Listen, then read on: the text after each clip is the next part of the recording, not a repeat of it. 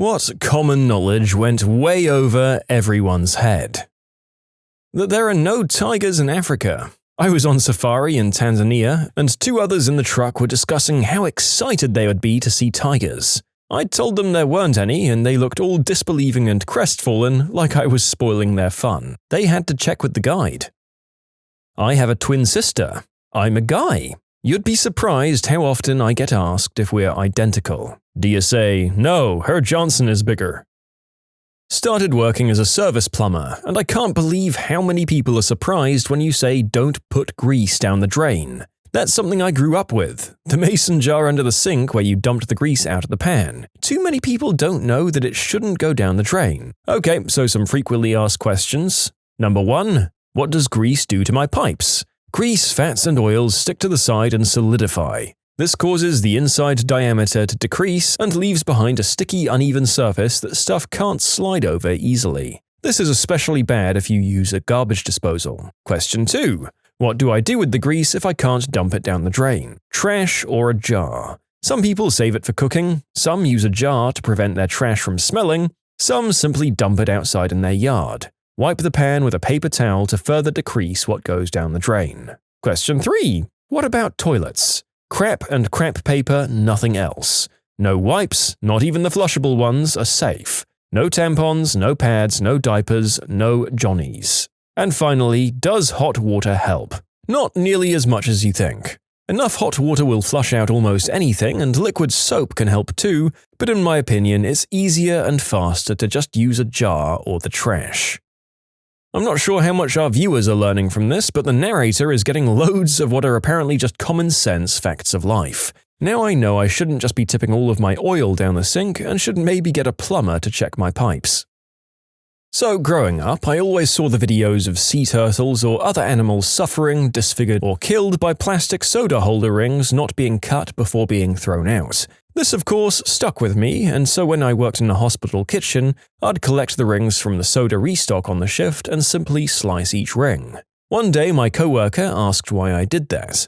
I explained, and he just stood there for a moment and went, I never thought of that. My mind was blown. I thought it was common knowledge that these things really jacked up wildlife. He then proceeded to tell all of our coworkers, and I was further shocked that over half of them also didn't seem to know that this was an issue.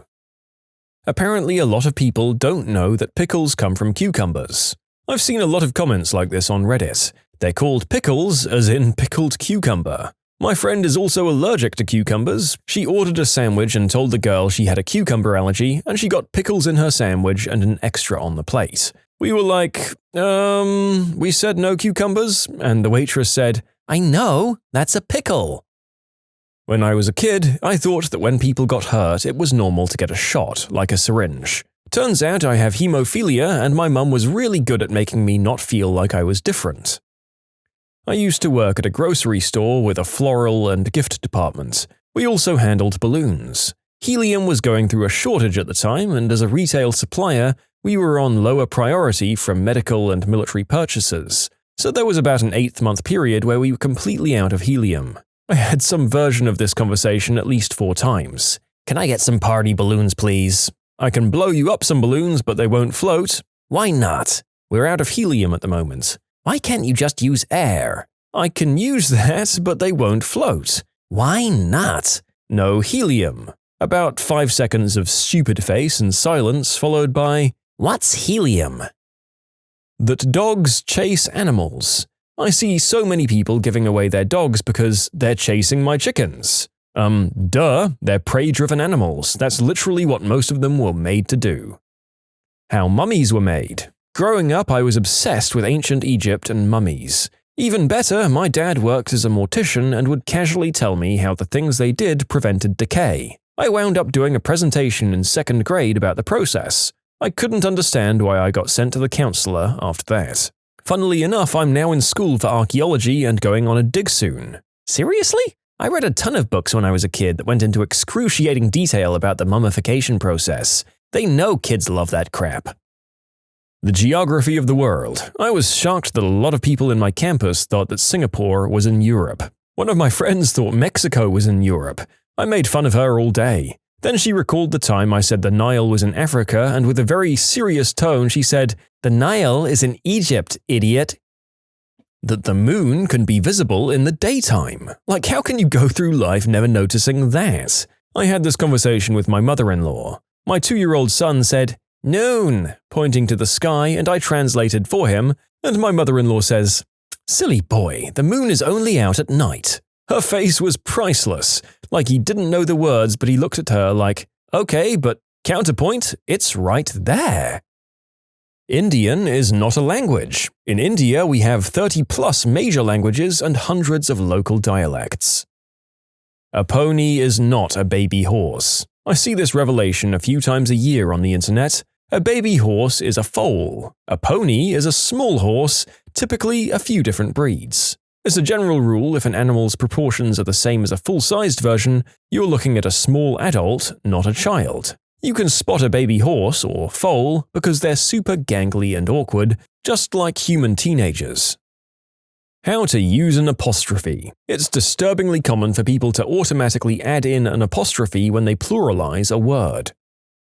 Don't put laundry softener in your towel load. The towels will retain it and be unable to absorb water properly. If you've done this already, you may need to wash your towels several times without softener to get it all out. That just because someone speaks a different language, it doesn't mean they're deaf or hard of hearing. Speak slower? Absolutely. Speak 50 decibels louder than normal? Unnecessary. The universal English-speaking tourist symptom. Getting angry that people aren't understanding you and just saying the same thing louder and louder until you're red in the face. "Where can I get some chips, mate?" The print screen button on the keyboard takes a screenshot and loads it into the clipboard. That narwhals aren't really a thing. My parents thought I'd read some fake online article because in what world would a unicorn whale exist?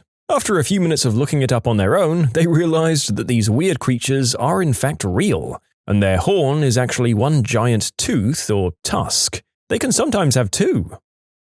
That reduce, reuse, recycle is an order of operations, not just a phrase. That girls should tinkle after doing the deed. My roommate just got a UTI, and when asked if she peed after doing it, she asked why would she do that.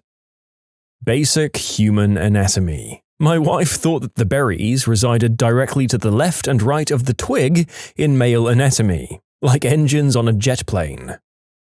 Chickens lay eggs without a rooster being around to breed them. It's weird how many people don't know this. That you have to wash your butt in the shower and put on deodorant every day to keep from smelling like a swamp in the summer. Mixing 2 common household cleaners, bleach and ammonia, makes chloramine gas. I saw some memes saying to mix them as it makes a super cleaner, and I hope that no one bought into it. Warning label. So to add how dangerous this is, chloramine gas is lethal. Breathing it in causes irritation in the lungs and will cause chemical pneumonia. This isn't like breathing in car exhaust and just passing out and not being alive anymore. This hurts a lot. And while I've got your attention, another similar thing people do is running engines and generators in garages. Gas is the invisible killer. The Pelican Man. I used to visit my grandparents' place in Sarasota, Florida as a kid. There was a bird sanctuary there run by the Pelican Man, a bird rehabilitator who had minor fame in the Sarasota metro area. I idolized him. One day when I was about 18, I got to meet him and talk to him. I was over the moon starstruck by him. I was so excited to go home to North Carolina and tell the other kids in my class all about how I met the Pelican Man and how he talked to me. I thought they'd react as if I'd gotten to meet Britney Spears or Harrison Ford. I remember feeling really deflated when I was just met with blank stares because no one outside of Sarasota knew who he was. I should note that his facility closed after his death in the early 2000s, but has since reopened with the same aim of education and bird rehabilitation under the name of Save Our Seabirds. If you're in Sarasota, definitely pay it a visit, and you can read about the Pelican Man himself on their website. Prom is from promenade. Is that like lemonade?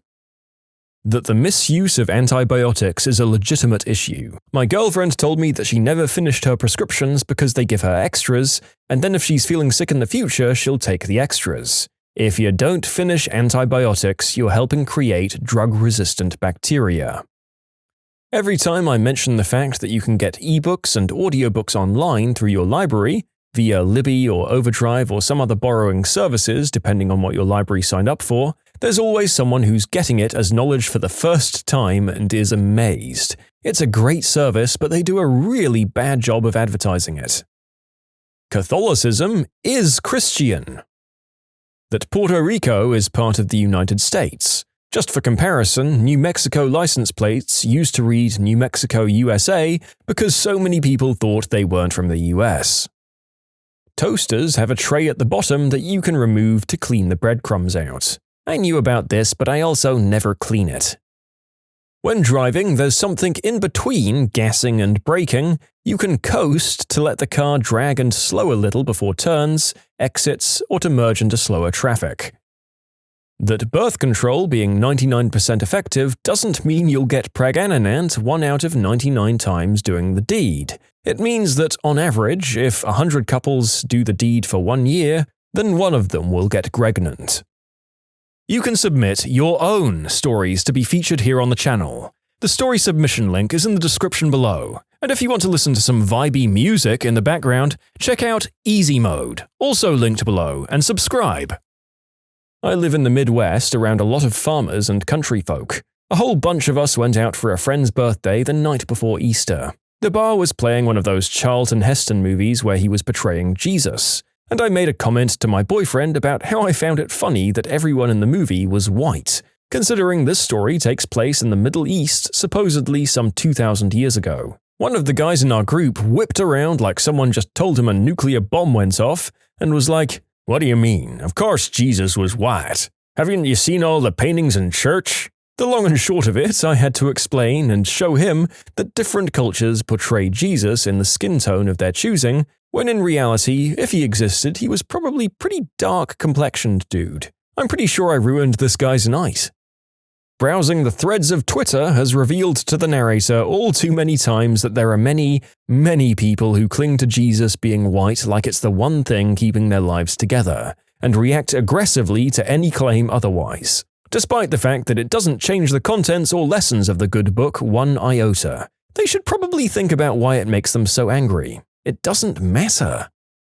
Woo boy, I'm a nutritionist and work in retail, so I have hundreds of these. It was a steep learning curve being exposed to the public that made me realize things I thought were glaringly obvious really aren't. So, a list of the ones that stick out to me right now. That oil is fat. I've honestly had customers say they take oil as a protein supplement or ask if oil has carbs. That fruit has both sugar and carbohydrates. That calories can only come from carbs, protein, or fat, and alcohol. Like all food is made up of those three things. That's it. That's the only options. That nutrients come from food, and that's the whole point of eating. Customers often think they can do crappy meal replacement shakes or 500-cal non-food diets for months at a time and wonder how they get deficient in basic nutrients like iron or magnesium. That fish oils come from fish. Yes, I'm serious, people ask me this all the time. That flour is made of ground-up grains. And my personal favorite, that Himalaya is not a country. My customer will say, "I need Himalayan pink salt." I say, "Sure, it's just in this bulk bin here." It says this is from Pakistan. Do you have one from Himalaya? The Himalaya are mountain ranges that stretch across a few countries, including Pakistan, where the salt is mined. Oh, are you really sure? I stare into the camera like The Office. That the word scuba is actually an acronym. Also, laser and radar. That having snow in the winter doesn't mean global warming isn't real. That when you make a Fantastic Four movie, you should try to make it good. That just because you have your turning signal on, it doesn't mean just go ahead and cut somebody off. Finland fought hard in World War II, and on both sides, because Stalin wanted Finland. That pound cake is not just a name, but a recipe, traditionally a pound each of flour, sugar, butter, eggs, and a dash of vanilla and salt. I was having a conversation with a friend about what desserts could be made with just what's in the normal pantry, and I mentioned pound cake, and he asked for the ingredients in the recipe, I'd assumed everyone knew pound cake was a recipe, so I found this request somewhat odd. He'd never heard of it being a recipe, started asking other people over the next few days, and no one I asked knew about it. Polyglottism. In my country, most people speak at least 3 languages – English, Malay, Mandarin, or other Malay dialects – on a daily basis. My family and I can speak 4 languages – English, Malay, Mandarin, and Hokkien – fluently. I'm also able to speak basic Cantonese, Korean, and Tagalog. So I'm confused when people treat my multilingualism as some sort of special intellectual power. I was born and raised in a multilingual society. There's nothing special about my linguistic ability. Frankenstein is the name of the doctor who made the monster, not the monster itself. Africa is not a country, it's a continent. But South Africa is a country. That data is the plural form of datum. Trebuchets are the superior siege machine. You'd be surprised at how many didn't actually know this. Why the sky is blue. This debate keeps popping up everywhere I seem to go, and without fail everyone agrees it's because it reflects the ocean. In fact, blue light is scattered in all directions by tiny molecules of air in the Earth's atmosphere. Blue is scattered more than the other colors because it travels as shorter, smaller waves. That's why we see a blue sky most of the time. How about one that isn't common knowledge but probably should be? If you're like me and put something on your computer to watch as you go to bed, knowing the shutdown timer command is great. Open the command prompt or in Windows 10, simply type into the search bar shutdown-s-t 3600. The 3600 is how many seconds after you enter the command the computer will shut down. -3600 equals 1 hour. You can do whatever time you want. It saves electricity and keeps your bright monitor from waking you up later.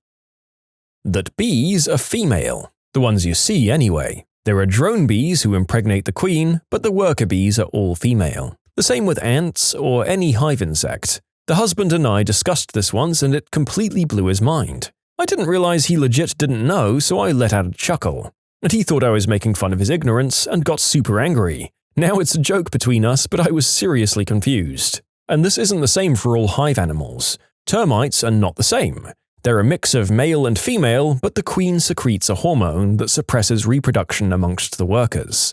Thank you for subscribing to Bug Facts. 2 things. So yeah, the narrator also thought that all bees that weren't the queen were the male ones. And as creepy and alien as most insects are to us, termites just seem that bit weirder now. Because apparently they're one dead queen away from going into a mating frenzy. Or maybe that's not how it works. The more you know.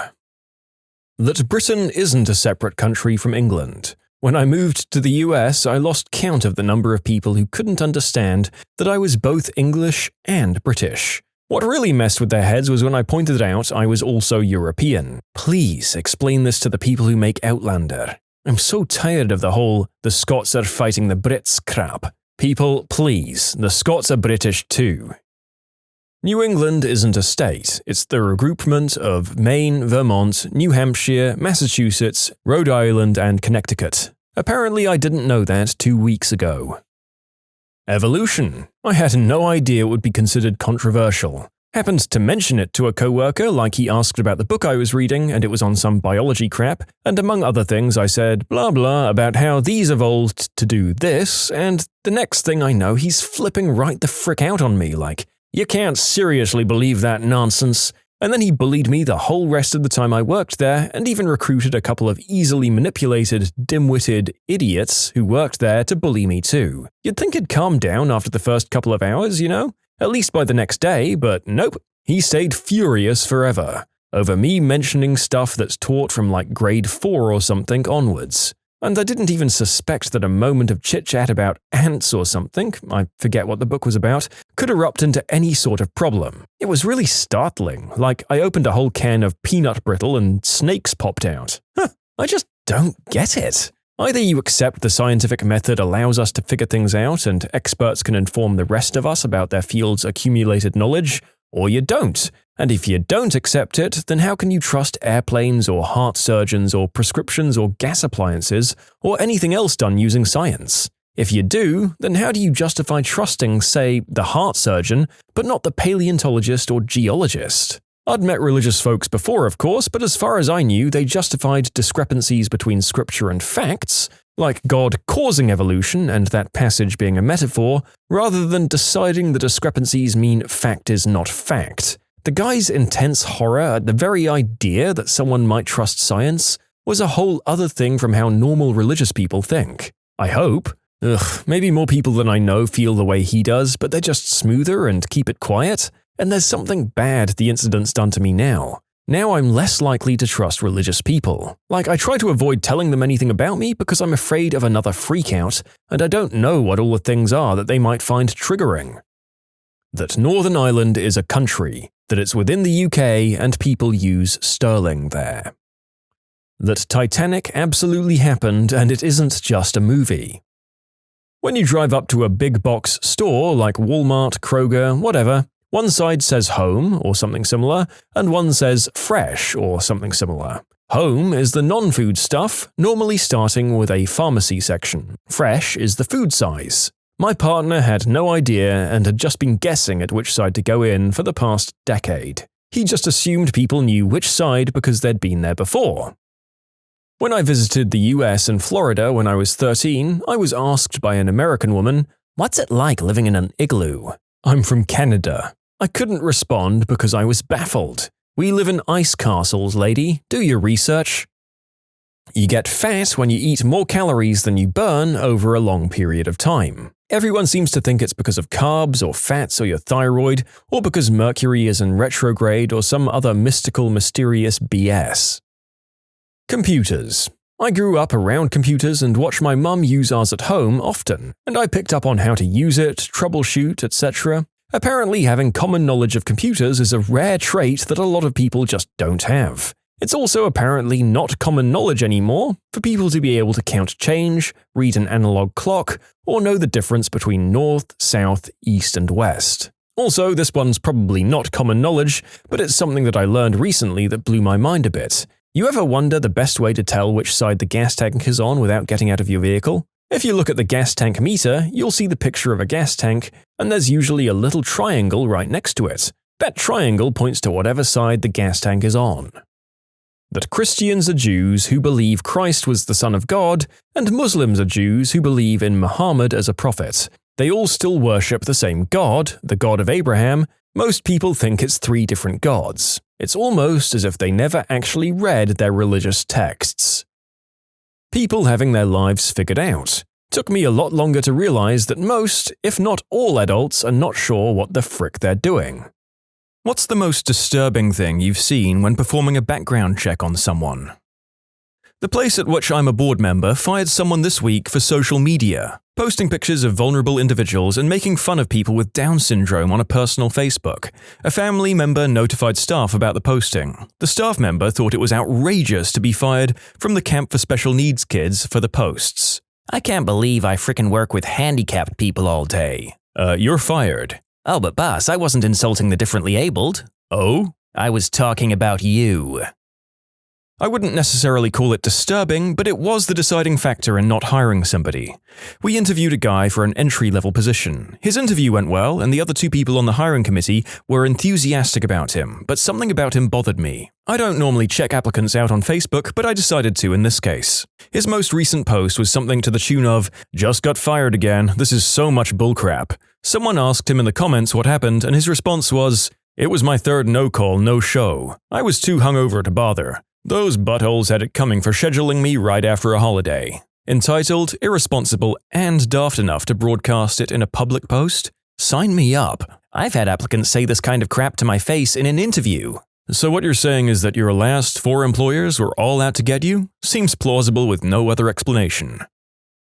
A guy who said he had an assault charge 15 years ago. He wasn't lying, but that was the start of 27 pages of criminal history that included 2 years of incarceration, during which time his app said he was self-employed as a carpenter. The history was predominantly assaults, thefts, and possession of illegal substances. I had never seen 27 pages of criminal history on one person. I will add this though, he actually did turn his life around. He ended up working at the gym I went to and then got an additional job at a seafood distributor.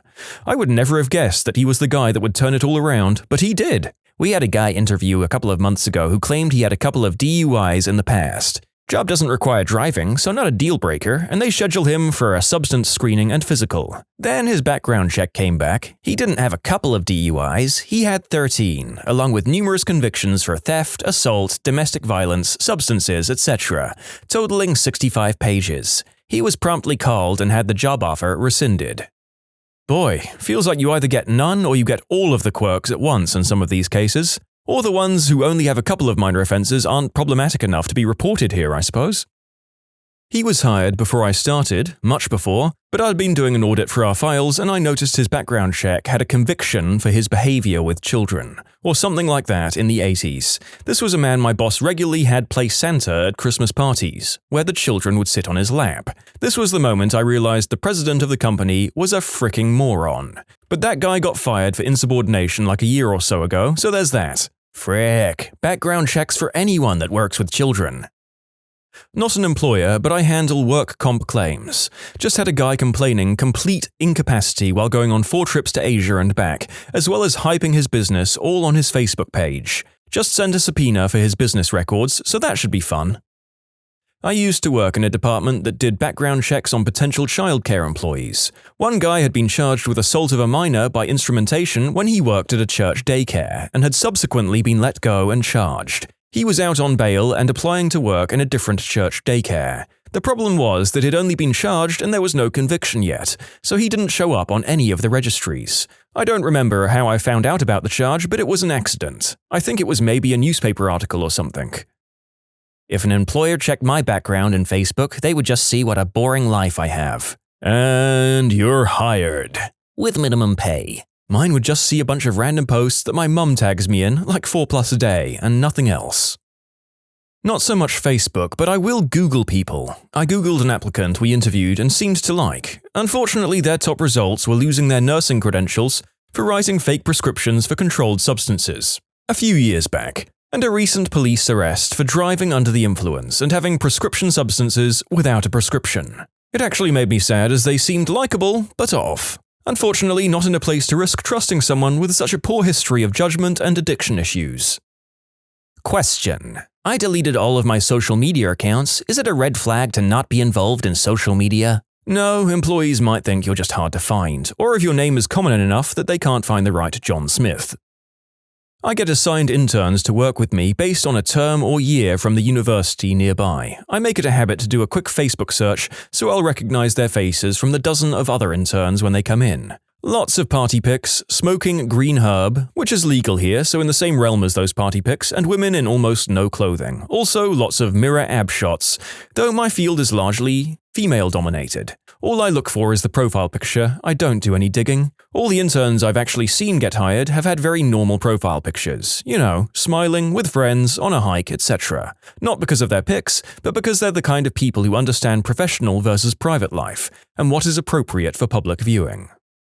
I was doing background checks for the British Airport Authority during a massive hiring drive in 2007, after there was an attempt to drive a car full of gas canisters into the terminal of Glasgow Airport by 2 Islamic extremists. Due to the need to hire several thousand staff in a few months, the normal requirements relating to job stability, etc., were relaxed, so people who hadn't worked in 10 to 20 years were getting interviewed, which led to a few interesting ones. The only one which I can remember in detail was a guy from Belfast. He hadn't worked since 1990, but they were willing to give him a chance. When we checked his history, he had spent 5 years in HMP, the Maze, due to being convicted of terror offences, before being released as part of the Good Friday Agreement. It turned out that the guy spent his life applying to jobs with long recruitment processes that he couldn't get due to his particular conviction, as that meant he was seen as an active job seeker and wouldn't lose his benefits. Remember Trainspotting when Renton tells the interviewers that he's a smack addict? Similar to that. Strangely enough, he wasn't invited for an interview. In short, a convicted NRA terror fighter applied for a job designed to catch people like him.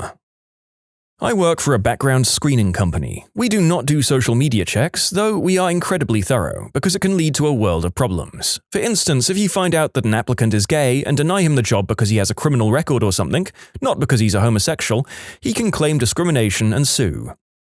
Consumers have to be provided a copy of their background check after the research is done, so they will see that a social media search was conducted. I hope this makes sense. We do not look for sexual orientation, gender, race, etc. This is a hypothetical situation that explains why not to look at social media for a job. There you go, folks. If you're going to put something suspicious on your social media, make sure you also have posts that align you as some sort of discriminated group. This is why my profile is private and my pic is obscure or of me in a costume, so you're not 100% sure it's me. You frickin' furry. Pictures of them smoking green herb or being belligerently drunk. Not that I personally care, but you're just asking for trouble, especially if you're going into a public sector job. Think of it as a reference. Only you're the one giving the feedback on yourself. I actually had one kid who's had a profile picture which was him in the buck, cupping his Johnson with the caption, "Pricks out for Harambe." Did I mention he had applied for our marketing and social media internship? For your information, this was in New York, so unfortunately herb is still illegal. Not sure if anyone understands what public sector means, but this kid was going to be a state employee. You can see the issue. Uncle Sam gives us a checklist of red flags to look out for. Flat Earth, Jack could have fit on the door, moon landing wasn't real, Harambe was murdered, pineapple goes on pizza, wrestling isn't real, Ken Bone was a hero, Ryan Lochte actually got robbed, Coney 2012, the dress was white and gold. If we see any of these, it's an automatic disqualification. This was actually on MySpace back in the day. I was hiring for a position that involved review of patient medical records in a hospital setting, and as you can imagine, involved a great deal of confidentiality and discretion by the person hired for the position. One of the applicants worked at a bank, but had some prior experience in the medical field, so I was considering her for the position. I checked out her MySpace page and found tons of pictures of her in the bank vault, in her undies, posing suggestively with large amounts of money. The contents of the pictures themselves didn't bother me so much as her complete lack of discretion and stupidity in posting these pictures publicly where any of her employers might have found them. I was disgusted thinking about what she might have done with others' private health information if we had hired her. We had a 40-something lady apply, and whilst doing the usual checks, we went to her Facebook to find her profile picture is of her husband, and her daughter at a swingers party, all completely au naturel, and her with a different man behind her. We were dumbstruck. Second-degree murder. We didn't hire. I'm not an employer, but a few years after I resigned from a job that I'd worked at for years, I found I needed to contact my old GM. I called where I used to work and discovered he had quit, so I decided to look him up online. That's when I discovered that the guy I was working for prior to him becoming my GM had 2 crystal convictions under his belt. I can't judge though, he was one of the most awesome people I've ever worked for. I just thought it was funny.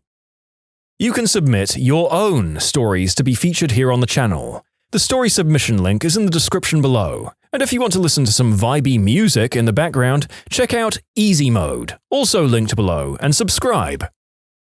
I was trying to hire a nanny. This girl sends me her application. Everything looks really good. So I put her phone number into Facebook to see what it's like and add her to mine. Her background photo is a girl, on all fours with a bra and panties on and a guy about to do a line off her butt. I was going to send her an email saying, due to your Facebook page, I won't be interviewing you. My husband told me not to help out other parents she's trying to get a job from. I'm a nanny, and I make sure my Facebook is squeaky clean. Granted, I'm a squeaky clean kind of person, but I always think about what I'm posting pictures of, or what or how that will reflect on me. It doesn't help that my last 2 bosses and their parents all asked to add me on Facebook, and my current boss sent me a friend request. But I guess it says something about me when the last 2 families love me enough to want to keep up with me and still include me in their lives. All they see is cute smiling pictures of me and cats. Lots of pictures of cats. I teach small children. I live in the looming fear that my students will learn I have vices like drinking and swearing. Everything is friends locked except for some generic, watch me do completely normal things, photos and quotes.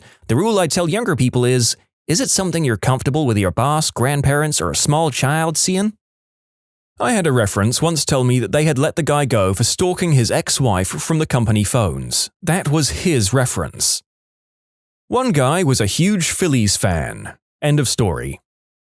I check Facebook for all my hires. I love the ones who have their page public, so I get to see all of their crazy. Seriously, why try to get a job when you've worked at 10+ jobs in the past year and laugh when you get fired for not doing your job? Or when you post videos of doing stupid crap at work? Or talking about your substance use and partying every night? Or baby daddy drama? Or like when you keep getting locked up in a county jail over and over, or when you leave a ton of negative reviews of other small businesses acting like servers are your servants when you're applying for a server position, or baby mama drama, or… These are just the ones I remember off the top of my head, and all of these are actual things I've seen. FYI, be smart, people. Hide that crap. I once started to do business with someone and decided to check their Facebook. Multiple walls of text about B and C words they had to work with pictures of the individual looking tough to the camera. I figured that when you have beef with everyone you work with, you're a problem. I cut off business after they failed to even show up for our first meeting. It's not disturbing, but a good story. Before my company had HR, I did the interviews with a couple of other people. I interviewed this girl who seemed like a good fit. After the interviews, I looked her up on Facebook. She had just posted, "I just had a job interview. I think it went well. The pay is crap though." The pay wasn't crap considering she had no experience, so my first thought was the obvious. I'm not going to hire her. Later that evening I was in Target and I happened to see her working there. She didn't see me. She had this big smile on her face and was the aura of someone who was very positive. The next day, I did hire her. 5 years later, she worked her way up pretty high. She has an awesome career in digital marketing now. She has no idea. The pay being fair doesn't preclude it also being crap. Likely she was talking crap to her friends to sound cool rather than being legitimately ungrateful. Not disturbing, the opposite. We interviewed a kid who was a total bag of nerves but seemed good, otherwise. Just bad at interviews. When we looked him up, his Facebook said something like, "Crashed and burned in an interview today, really down, I would have loved to get that job." We had a big discussion about whether it was genuine, but I figured if he was playing us, it was worthy of a reward anyway. He worked out great. Illegal discharge of a piece from a moving vehicle which caused great bodily harm. Man, why bother trying when we said no felons? My boss interviewed him to maybe find out if it was an accident. Nope. He shot his brother in a heated argument after a drive-by they did together. Said brother is now a quad. It's for a bail bondsman agency too. Moron. I am not a manager, but most of my team participates in interviewing potential teammates. I was preparing for an interview and I routinely Google their names to see what comes up. In the past, I've been pleasantly surprised to find industry-related accolades that the applicant was too humble to list on their resume. But this time, I came up with a long string of blog posts. I got sucked into the rabbit hole at that point, and the next 2 hours were spent reading all of these blog entries about this wife who was involved in widespread internet trolling and bullying. There were websites dedicated to how horrible this woman was, people invested in domain names related to the message, and paid for hosting just to call her out. So I was left with quite the dilemma. As a result of her bullying, her victims and opponents had dedicated quite a bit of time to doxing her, and as a result her husband and his employer. I figured that I would hold on to this information and only inform my boss if we all felt he was a solid candidate that we would hire. The guy came in for the interview, and while I was asking him questions the whole time, I was thinking about his insane wife, but not saying a word. He somehow worked into the conversation that he'd recently divorced, which at the moment further complicated the issue in my mind. When we met as a team after the interviews to discuss how he'd performed, my boss said he wasn't impressed with his responses to the technical questions and didn't seem like a good fit for the team, which was a huge relief to me. I'm not certain what the right call would have been if he had been a good fit. It would be wrong to judge him based upon his ex-wife's actions, but if there's an army of people on the internet targeting her husband's employer in efforts to get him fired, that can be a headache to deal with. Had an intern that was working with our social media marketing group. She put in a really hateful ticket about how she needed Facebook open on the web gateway filter for her job. So one of the guys on our team looked her up on social media just kind of interested. Here was a big long post about how incompetent IT was at my company and how she had to get on her personal cell phone to browse. We all thought her boss should see her post. She was gone the next day. Seriously, you talk crap about the boss's backs to friends and family, not in a place the bosses will find out. Seemed like an average kid, but the entire Twitter feed was furry adult content. Not an employer and not about me, but my mother does check some of her customers out on Facebook for her Amazon and eBay deals. She's a third-party seller on both sites. She once got an order and looked on the person's Facebook. The person was bragging repeatedly there about how she had scammed multiple Amazon sellers out of inventory and got her money back. She cancelled the order for the textbook via Amazon. The customer asked her why she cancelled it. Mom reported that customer and pointed it out to the customer. She shouldn't have her Facebook set on public mode if she wanted to scam sellers. I heard that customer was banned from Amazon soon after that. Oh boy, I once interviewed a guy for an entry-level manufacturing position. He was in his mid-30s, I guess, and he seemed alright, if not a little socially awkward, and mentioned he wanted the job because he had a baby on the way, and wanted something solid as he was picking up odd jobs with relatives' companies. This job required basically no skill, so we hired nearly everyone we interviewed. After he left, I went back to my desk and looked him up on Facebook. He was obsessed with Rihanna.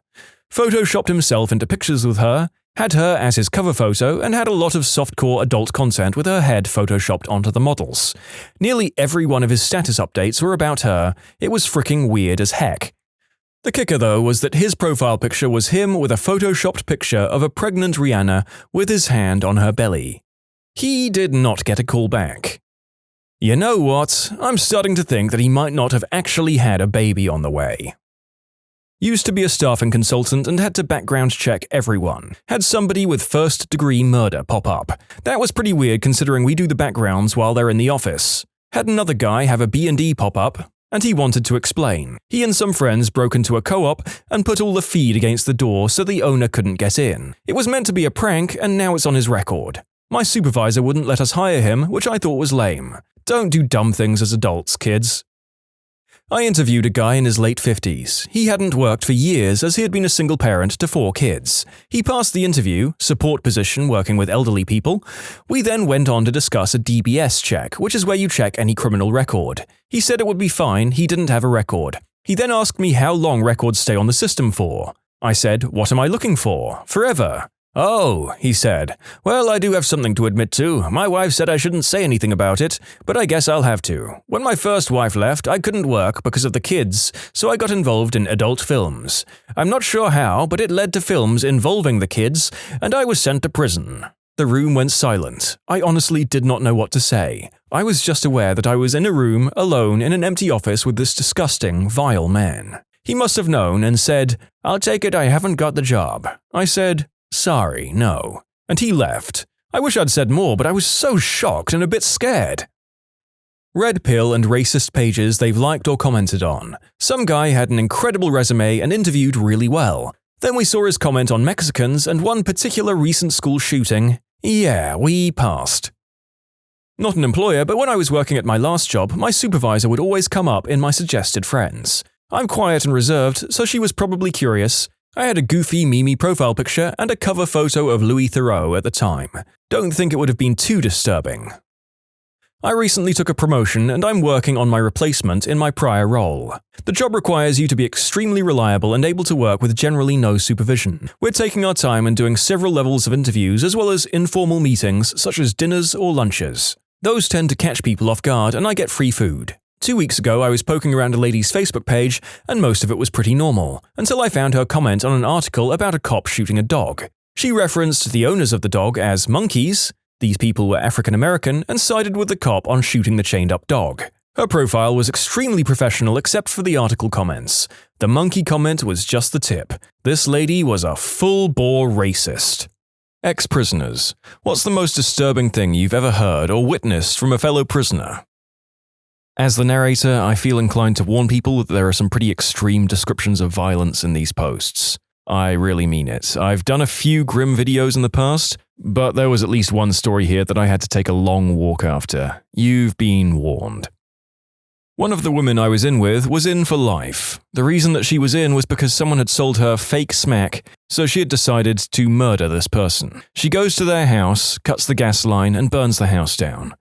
Turns out she had the wrong house and killed an entire family in their sleep.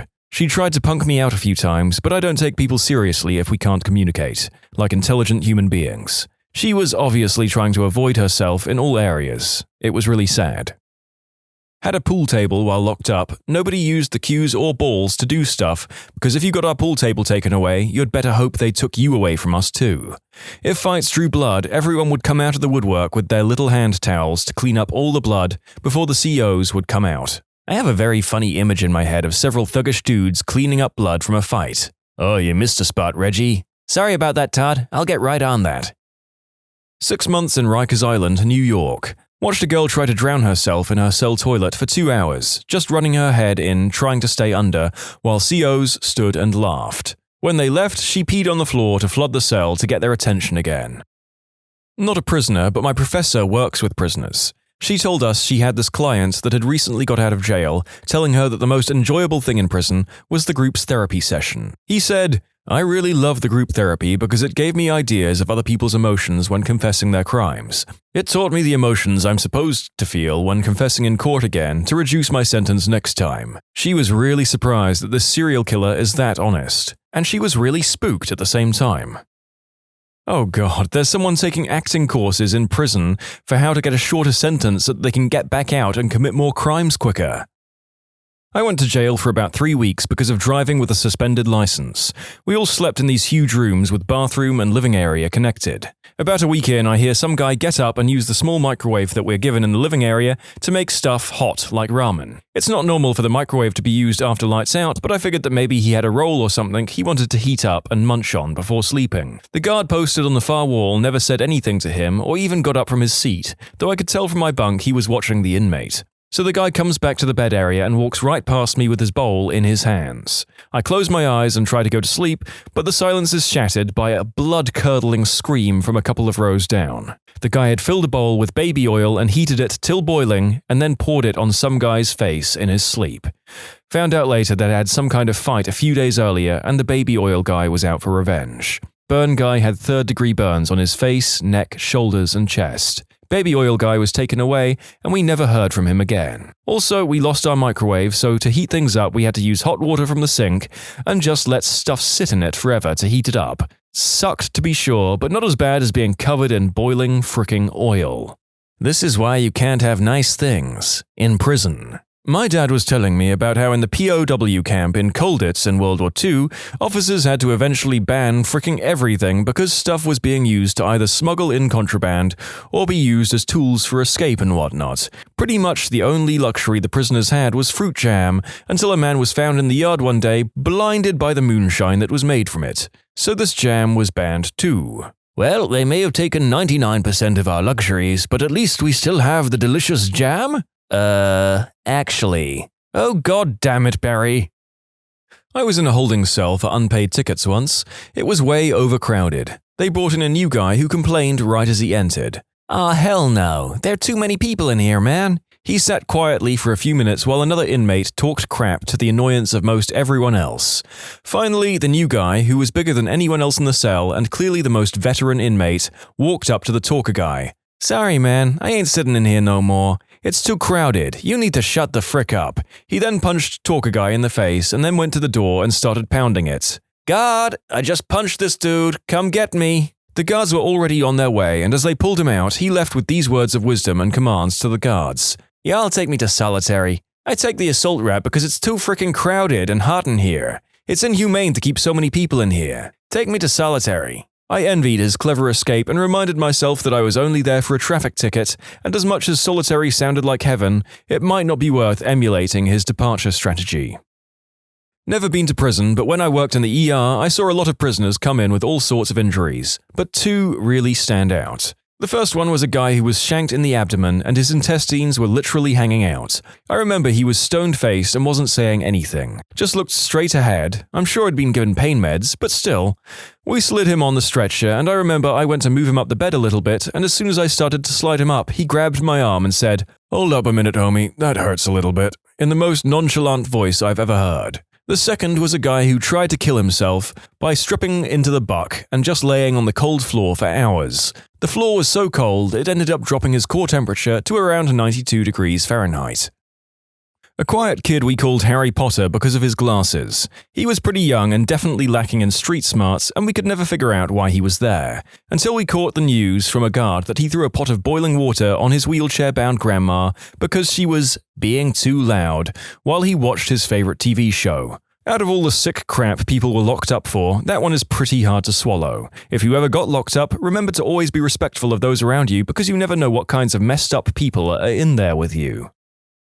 Stories I've heard firsthand, one guy was locked up with a heap of smack still shoved up his butt. He was popular. Another guy got noticeably drunk on someone else's booze, prompting a lockdown and search. He died from a head injury a few days later. Another group of guys teased the necrophiliac until he had a breakdown and chased them through prison trying to kill them. They hid behind a guard, peeing themselves laughing while he was subdued. Fun times. I was in juvenile prison. I'd just gotten into the intake unit. The guy that was escorted into the building behind me had committed the unspeakable act. Well, we walked into the unit and some kid walks up to him and starts beating his face. He takes out a toothbrush and starts shoving it up his butt. The COs didn't let that go on too long, but it caused some serious damage. Well, some guys from the unit told me he crapped himself and couldn't control it. Turns out the guy that beat up the crapping boy was the older brother of the boy that had the unspeakable act committed against him by Crap Boy. The most disgusting thing I saw and smelled was when I was on lockup.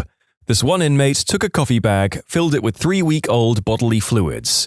He then gets out for his 1-hour rec and proceeds to place the open part underneath this other guy's cell door and stomp on the bag. It sprayed the most disgusting, rancid concoction of bodily fluids all over this inmate. After his epic display of biological warfare, he pulled down his pants and shook his wang at the inmates he had just crapped all over. As the man writing this script, I can tell you that you do not want to know the specific fluids that the author wrote that went into the bag. But it was all of them. Whatever you're thinking, it was all in there in a nasty cocktail. Gross.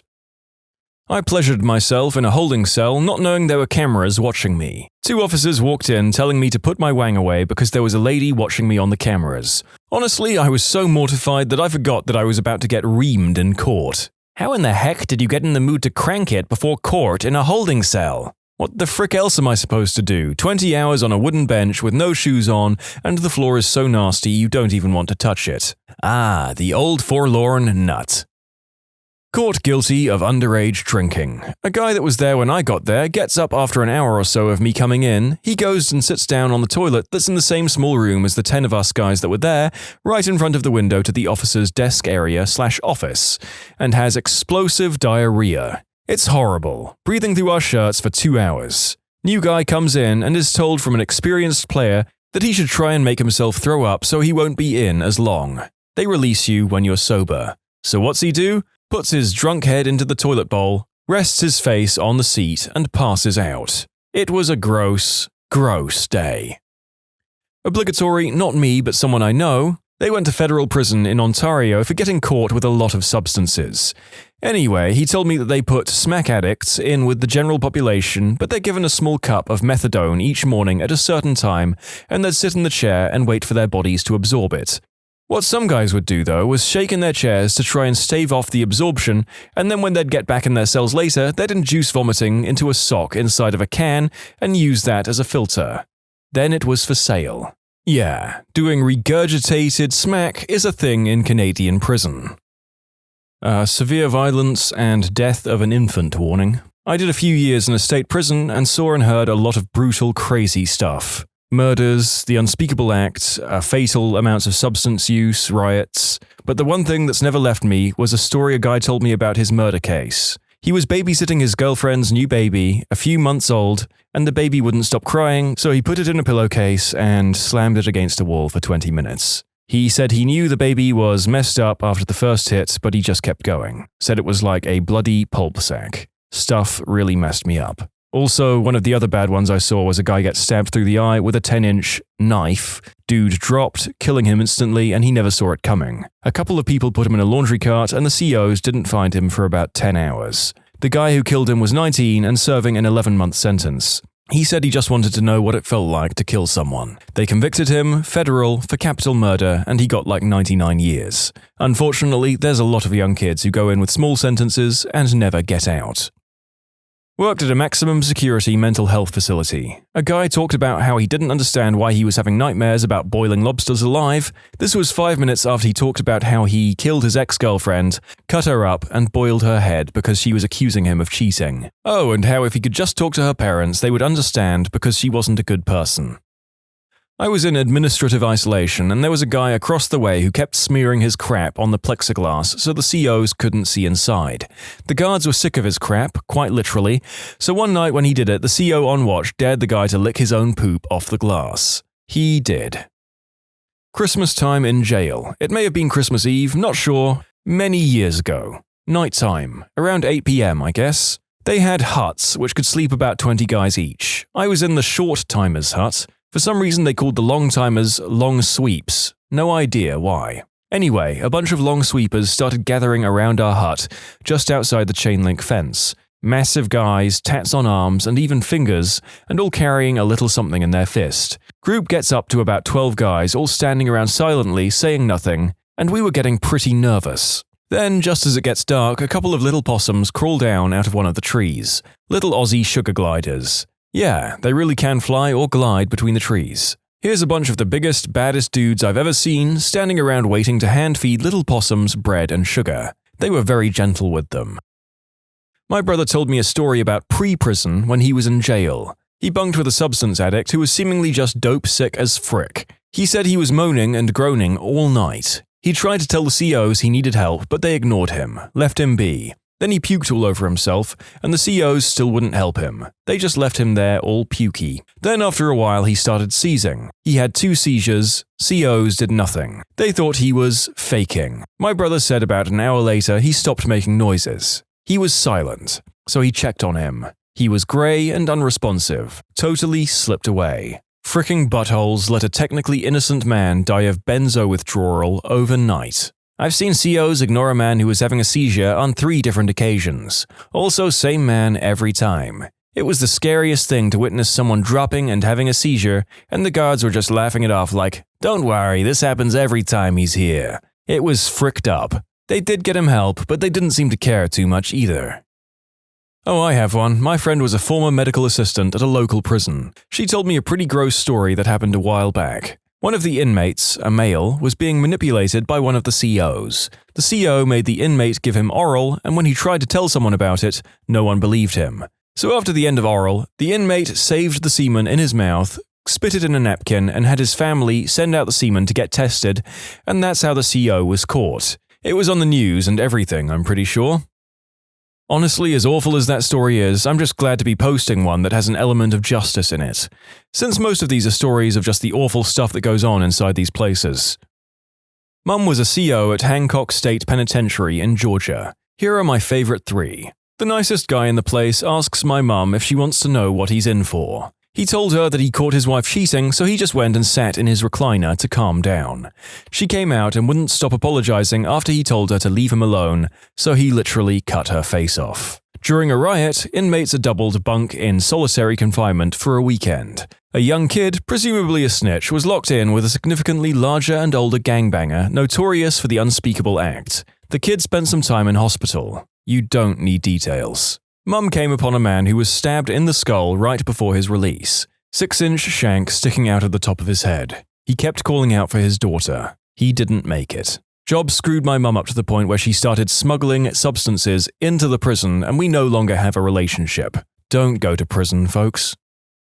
I'm a Canadian, however I got caught up in the US federal prison system, USP Atlanta. This place, my friends, is as nasty as it gets. A new fish came in, and after doing his obligatory time in the SHU, he got moved into my unit. When he arrived, he was asked if he had any contraband with him by some of the other brothers. He made a vital mistake by telling them no, but later opening up to his cellie that he had some green herb. In prison, it doesn't take long for the block to know what's going on, and so that next morning when this guy went to the shower, he was jumped by a half dozen or so guys. They proceeded to fill up shampoo bottles with warm water and soap, then stuck them halfway up his butt in order to get the green herb out. Although this definitely would have cleaned him out, it didn't force the green herb out. One of the brothers then put on a rubber glove and went straight into the guy's butthole in order to get it out. Once they got what they were after, they proceeded to knock the guy out and hang him up to send the message. It was pretty messed up, and there was nothing anybody could do. He learned the hard way. I was in a cell for a week in a Denver city jail. My cellmate was in for the week waiting on a pickup to take him over to the ICE holding. He was older, and since he was being held and transferred over an immigration issue, he was deemed low risk. It turns out he was a famous Ethiopian torturer who had killed and maimed hundreds of prisoners. He was part of the Red Terror and was not a good guy. Being in 23-hour lockdown with this guy in a cell the size of a walk-in closet was interesting to say the least. So I've never been incarcerated, however I used to work for our local jails as a medical officer. Still to this day, I'm traumatized by abscesses the size of golf balls, leaking smelly green pus, and a girl we like to refer to as Pharmacy Snatch. Pharmacy Snitch was found taking pills in the book holding cells and somehow smuggled these pills into Gen Pop. She entered my clinic with her hands in her uniform, and I kept hearing a rustling sound of some sort. I promptly called the acting captain in to investigate, and had to witness the good old squat and cough. As Pharmacy Snatch did as she was told, a rubber glove containing 20 pills, a Bic pipe, foils, and a lighter fell out. She had some more pills in her uniform shirt and shoe as well, which is where I heard the noise. She tried to throw it behind my desk. I didn't actually go to prison, but I spent a year in Los Angeles County Jail, which is the most infamous for being the suckiest system in the US. It does suck. It sucks terribly. 1. It was my first week and I was sitting on my bunk when I suddenly hear what sounds like a rabbit dying a gruesome death. Turns out a guy got caught stealing and was getting stomped out. The thief was getting his head stomped on by 3 other guys, over which I found out later was a stolen ramen packet. What went through my mind was, these people are going to put this poor guy into a wheelchair over $1. Not a pretty sight for a first-timer, but what I remember most was the screaming. I reiterate that it sounded just like a rabbit getting mauled. Poor guy left on a stretcher. 2.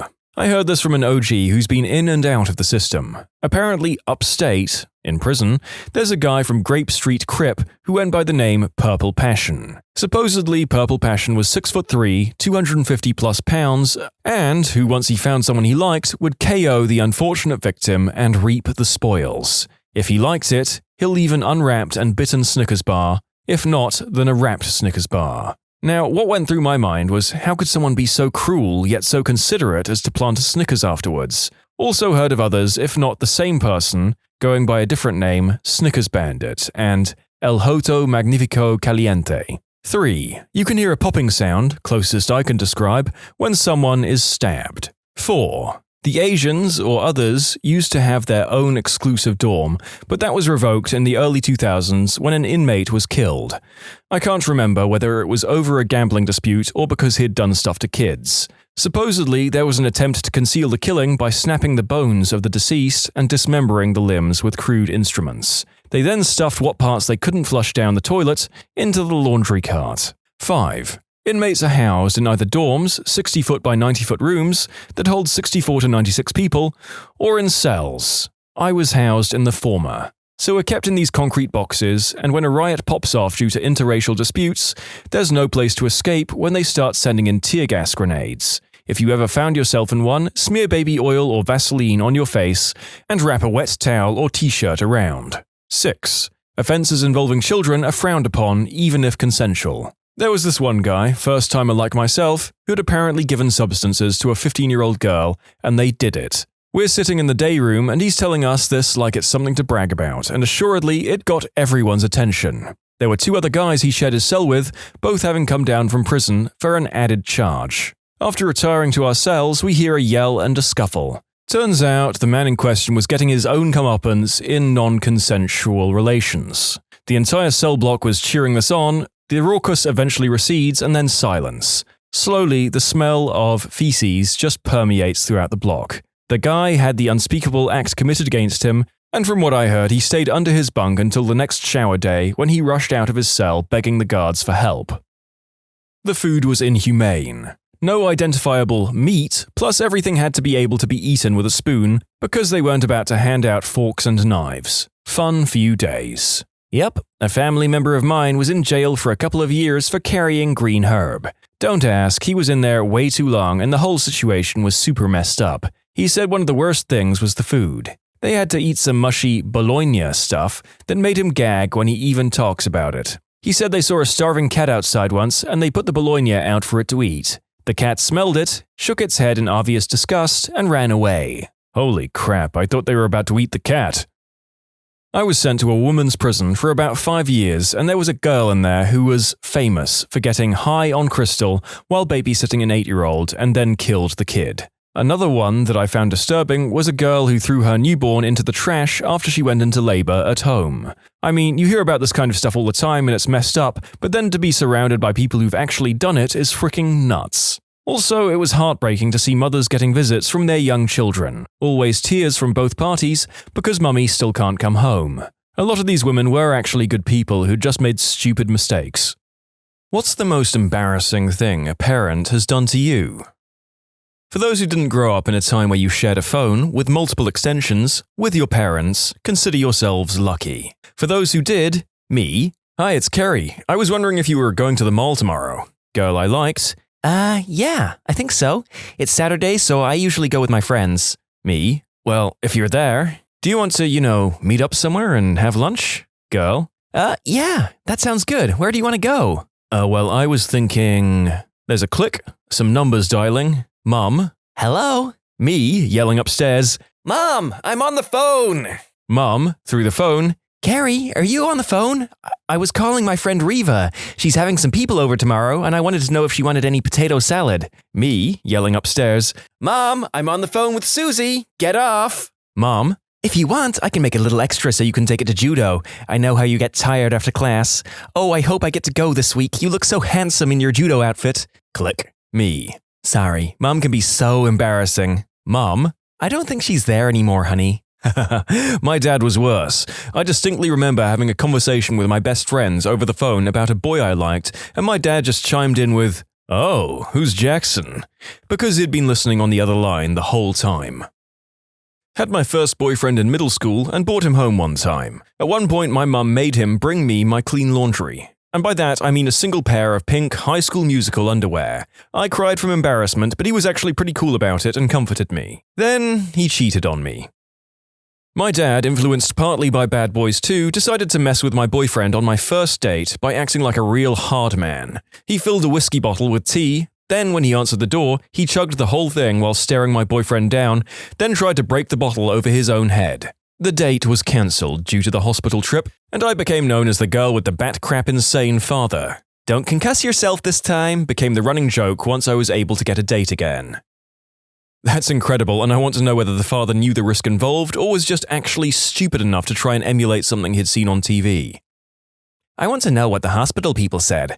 I know when my partner had an oral allergic reaction to my rats and his face started swelling up like those pics of dogs that ate bees, the health center staff was highly entertained. My butt was sitting there in the waiting room like, yes, he understands allergies. Yes, he knew he was allergic to them. Yes, he insisted on petting them. Yes, he had an oral allergic reaction to them because he was feeding them tiny pieces of gummy bear by pinching pieces off, then ate the rest of the gummy bear. Yes, I am questioning my assertion that he's very smart.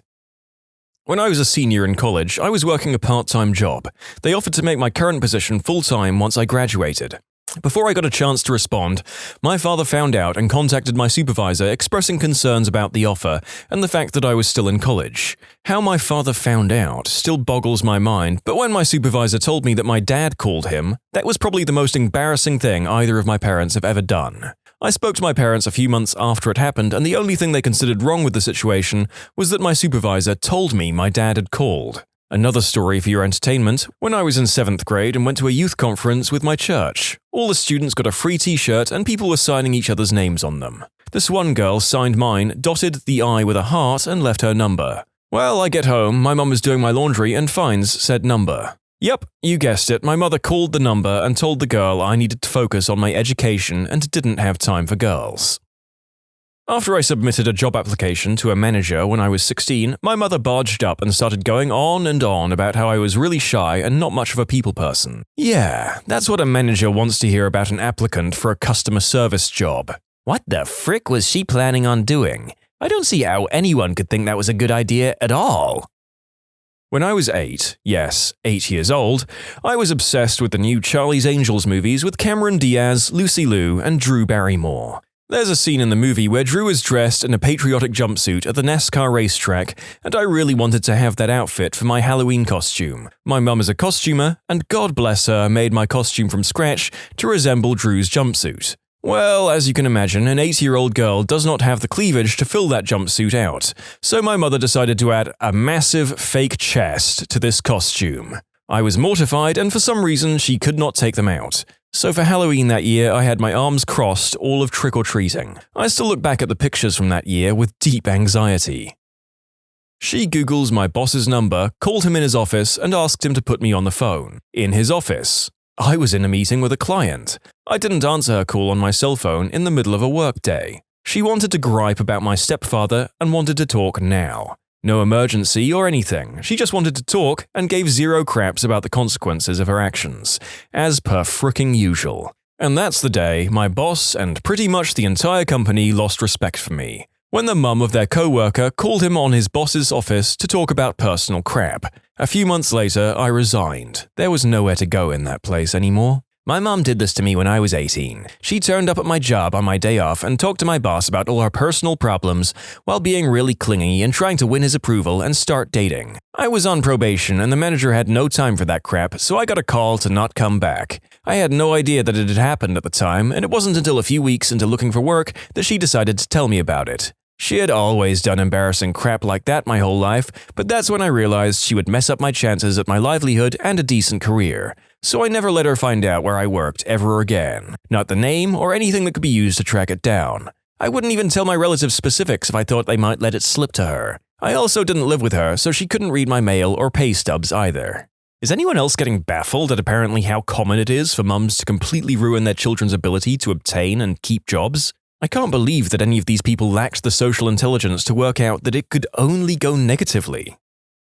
Maybe not the most embarrassing, but certainly top 10. My mum went through this phase where she would talk during movies, specifically about what's going on in the movie. She was also terrible at paying attention to what was going on, so oftentimes what she was explaining was incorrect. In addition, she would try to talk over the movie. Mum would occasionally have to yell to make sure she was heard over the action scenes. Imagine, if you will, watching the aftermath of the stampede scene from The Lion King and the person next to you yelling, "Simba is sad because her dad died." My late mom got worse and worse about this as she got older, chatting through church services, movies, TV shows, using a loud voice in the otherwise quiet environments like public transportation, etc. Like, did part of that etiquette fall out of your brain at some point? You taught 2 kids how to act right and now you're off the hook? My sister's college graduation, my dad, my now husband, and I all ignored her, so she proceeded to talk everyone around us through the entire ceremony. Not horrible compared to a lot of these, but ugh.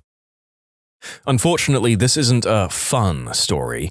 When I was 16, I had a big birthday party at our house. It was wonderful. I got to invite close to 30 friends, including new people from school. My dad made sure to have my favorite chocolate mousse cake as dessert. It turned into just a bunch of teenagers having a great time and talking. Then my mum was suddenly drunk. We never even noticed her drinking. She began microwaving slices of cheese on a paper plate and eating it with her fingers. Most of the kids didn't notice except for my BFF, who had some prior knowledge of her addiction. Kids began leaving, but not before my mum then began asking one of my friends, who was 15, about her intimate life and whether she was doing one of the other boys at the party. I thought I would die while standing and watching it happen.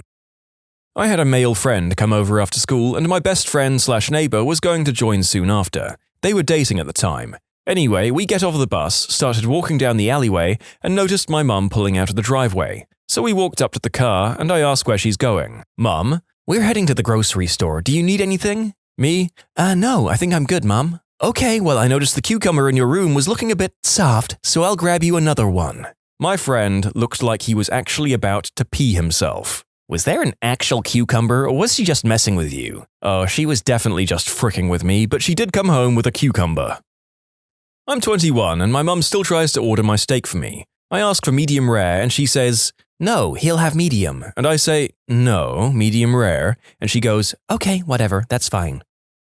My 350-pound mother streaked in front of my boyfriend and my friends for $100.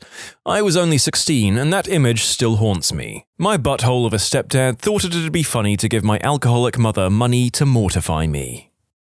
When I was 10 or so, I was struggling with being too big for kids' clothes and too skinny for most juniors' clothes. I was trying on this dress with a mesh area around the neck in the department store dressing room, and it was so big on me that my bosom literally showed through the mesh part that was supposed to be around my collarbones. Kids that age are moody, so I just lost it in frustration and started crying. My mom was like, "Oh, just let me see." But I didn't want her to see because that meant showing the whole fitting area, my whole chest. Finally, I showed her, and when she saw how upset I was, instead of comforting me, she decided to mimic me, fake crying in my voice and saying, "Oh my God, everyone can see my chest," and flashed everyone in the dressing room. Jeepers creepers, I came here for dad jokes and funny cringe moments, not actual childhood traumas. This kind of stuff will mess you up for a long time. Well, since we're committed now, here's another one. Sorry, this is a long one, but this will always stick with me until the day I die. So I really liked this one girl in high school, and I was always hoping we would talk someday, but I was a shy and quiet person. So one day we were all waiting around in the hall, and she started going off about her ex-boyfriend and stuff, and I was just there listening and watching. She looks at me and randomly says, "Hey, will you be my boyfriend?" My butt clenched so tight, but I was able to smoothly say, sure, why not? And she just laughed and said okay. So later in the day, I somehow gained the courage to ask her for her number since I'm her new BF, and she smiled and said she wasn't being serious, but would actually like to talk to me. She says she's been wanting to, but I just never asked. Holy crap, my mind was going absolutely insane around this time, so I took her number and walked away without saying anything, because I'm me and will say some stupid crap to screw this up. Fast forward to that night, I'm at home and was going to grab the telephone to give her a call, and my mum asked what I'm doing. I let her know I was calling a friend to talk for a few minutes, but she just said no. Didn't give me a reason, just said no and took the phone back. Now, my mum was going through bad menopause at the time, so she was really mean, unstable, and emotional person for most of my teenage years. Anyway, I asked her about it and she said, I'm not allowed to talk on the phone, but I wasn't in trouble, just wasn't allowed on it. So I did what any teenager does and waited until she fell asleep to go get the phone. So I give her a call and she says she's happy to hear from me and that we can finally talk without our friends bothering us. We talk about the teachers, friends, our schedules, and her general life, etc. I'm really just agreeing and laughing at this point because I'm in utter shock that I'm actually speaking with her. Well, I'm guessing my voice or laughter carried over to my mum's room, and she bursts through the door so hard that I jump and drop the phone. Loud as any person can be, "Why the frick are you on the phone? I told your stupid butt you can't use the phone! Why are you on the fricking phone?" I was not expecting that outburst at all, so I just said I was talking to a friend and asking them for help with homework. She says, "I don't give a crap. I told you not to be on the phone, and now you're talking with your friends? Who the frick are you talking to so gosh damn late?" For some dumb reason, I gave her the girl's name and not like another male friend's. She was pretty much turning red at this point. "You don't listen to me and now you're on the phone with some B-word? I don't want no B-word calling our house. Hang up right now and tell that B-word don't ever call here again." She slams the door shut, and I look down to see that the phone is still connected. My heart dropped. She had heard the whole fricking thing. So I pick up the phone and sheepishly say, "Hello?" She only said, "Wow, that was, okay, see you later," and hung up. The next morning she avoided me like the plague. She never talked to me again after that, and we never spoke on the phone again. A part of my soul died that night, and I don't think it will ever be fully restored. Mine bought me a diary encouraging me to write in it. Later stole said diary, broke the lock off, forged a bunch of made-up crushes in there, and then read it aloud at the dinner table to humiliate me. My mother was not very kind. My parents, Southeast Asian, told one of my best friends, who's a girl and Caucasian, behind my back that if she was the same ethnicity as them, they would ask me to marry her. I'm sure they thought this would be very flattering. I found out later, and to this day, over a decade later, it still makes me cringe big time. A lot of people here are asking me if my parents are racist. They're not. This is a cultural thing. I've been married to my Caucasian wife for many years, and they love her. It was my 16th birthday, and my family went to a fancy Italian restaurant. The staff came over to sing happy birthday to me, and my dad started singing along loudly in a bad Italian opera kind of accent. We're not Italian. The staff was so stunned, and they just stopped singing. The other customers around us laughed and applauded, and the staff just walked away. I was mortified. When I was young, we had a pajama day at school, but I always just wore my boxers to sleep. Well, obviously, a kid can't show up to school in just underwear, but I was a little too dumb to understand that. Why my mum allowed me to go and even drove me there, I have no idea. It was the most embarrassing day of my life, and the school had to call my mum to come pick me up halfway through the day. I was in elementary school, but I can't remember if it was first or second grade. And the school didn't notice or care until halfway because I was eating lunch in the cafeteria and kids were staring at me. Some adult must have noticed them. I wore C-cup bras when I was 11 years old. My mum loved to loudly talk about them to anyone who would listen. Yeah, she's only 11. You wouldn't think it from the way she's filled out up top. Then I'd start crying from the humiliation and she'd tell me to lighten up. Seriously, half of these deserve a place in a video I did the other week. What's something harmless your parents did to you as a kid that really screwed you up as an adult? Some of these are equally as traumatizing. Telling everybody at Thanksgiving dinner at her boyfriend's house about my tween bout with anorexia. I didn't want to be there in the first place, and she just kept going on and on about how I had carrots for dinner for a year until I had to shout at her to stop. To her credit, she was immediately embarrassed when she realized what she was doing, and she apologized profusely. I was 13 and waiting for a ride with my sister and parents at Dollywood. Across the way, two very pretty girls about my age were smiling at me. I smiled back and acted all cool because I was a skater boy with skater hair, and my Vision's streetwear and some shirt with a skull on it or something. It was working too. The girls whispered to each other and giggled, and one even waved at me. Then my mum reached her damn hand to my face and popped a pimple right there in public. The girls were aghast, I was humiliated, and I have never forgiven her. Oh, I have a Dollywood story too. We were with a church group and my parents were along with us because they wanted to extend our family vacation in the area. My dad was walking around with us and I'd wanted to ride a ride. I couldn't find him after the ride, so I headed up to the front of the organized meeting place like we'd been told. My parents and most of the church group were there. My mom starts yelling at me for running off and spanks me in front of everyone. I was 13.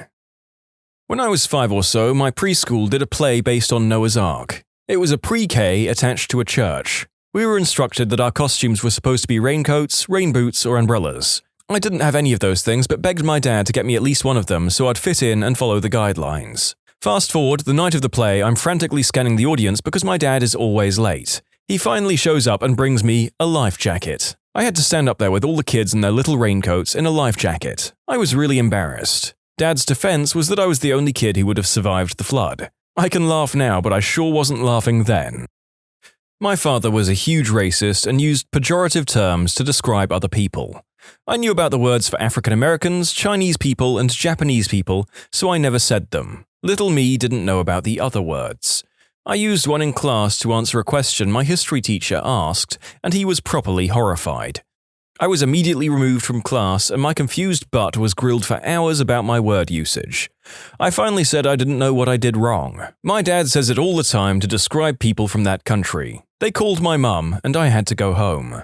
There was a shouting match between my parents and my dad's mother that night and I was beaten soundly by my father. Mum made me call my 8th grade social studies teacher at home to ask if I could use him as a job reference. He lived with his parents still, and I asked for him by first name.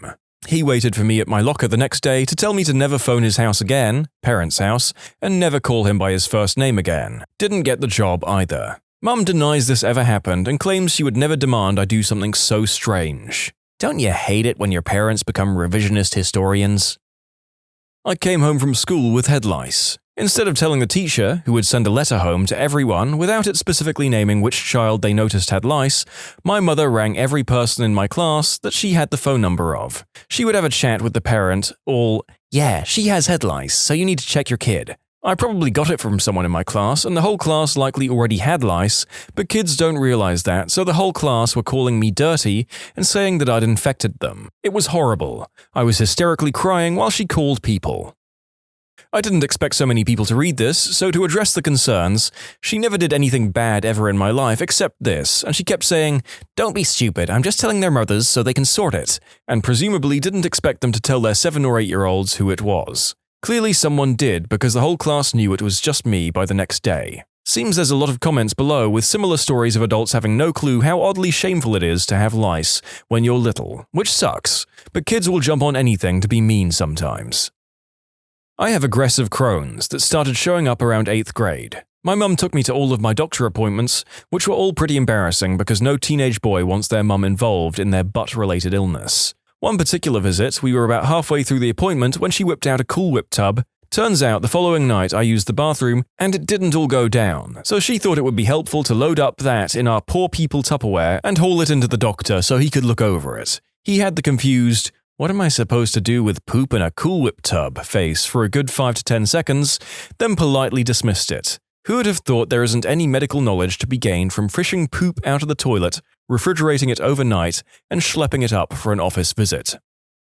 When I was a senior in high school, I had left the lights on in my truck all day and had to call my dad to come and jumpstart my car. Now, my father is 6'1" and has a very large belly. Mother Fricker rolls up in cloth shorts and no shirt to jumpstart my car. Then there was a time a few years earlier that my mother had him sent up to school to give me a sandwich before a football game. The man's boxers were longer than his shorts. He's always there for you when you frick up though, isn't he? He'd give you the shirt off his back if he was wearing one. This is actually something people have said about him. People who quit their jobs on the first day, what was your "I'm out of here" moment? I used to work at a craft store as a cashier, but quit when I moved. Ended up going back a couple of years later to make some extra cash, but this time in the framing department. During the interview, they swore up and down I would only ever be a backup cashier because I refused to have a full cashier shift. First shift after the interview was listed as framing, but I'm put on cash and told that actually most of my shifts would be cash since they'd found someone else for framing. I spent the next 6 hours giving everyone who came to my register 20% off everything and then never went back. Not technically first day, but second day. When I was 20 or so, I got hired to be a temporary floor member for Forever 21 during the holiday season. My training started a week before Black Friday, so the store was already kind of in chaos. On my first day of training, I walked in and the floor manager gave all the new hires a tour, showing us the facility and layout of the store. After this, I was assigned to a veteran floor member to shadow and get an idea of what my job was and what my duties would be.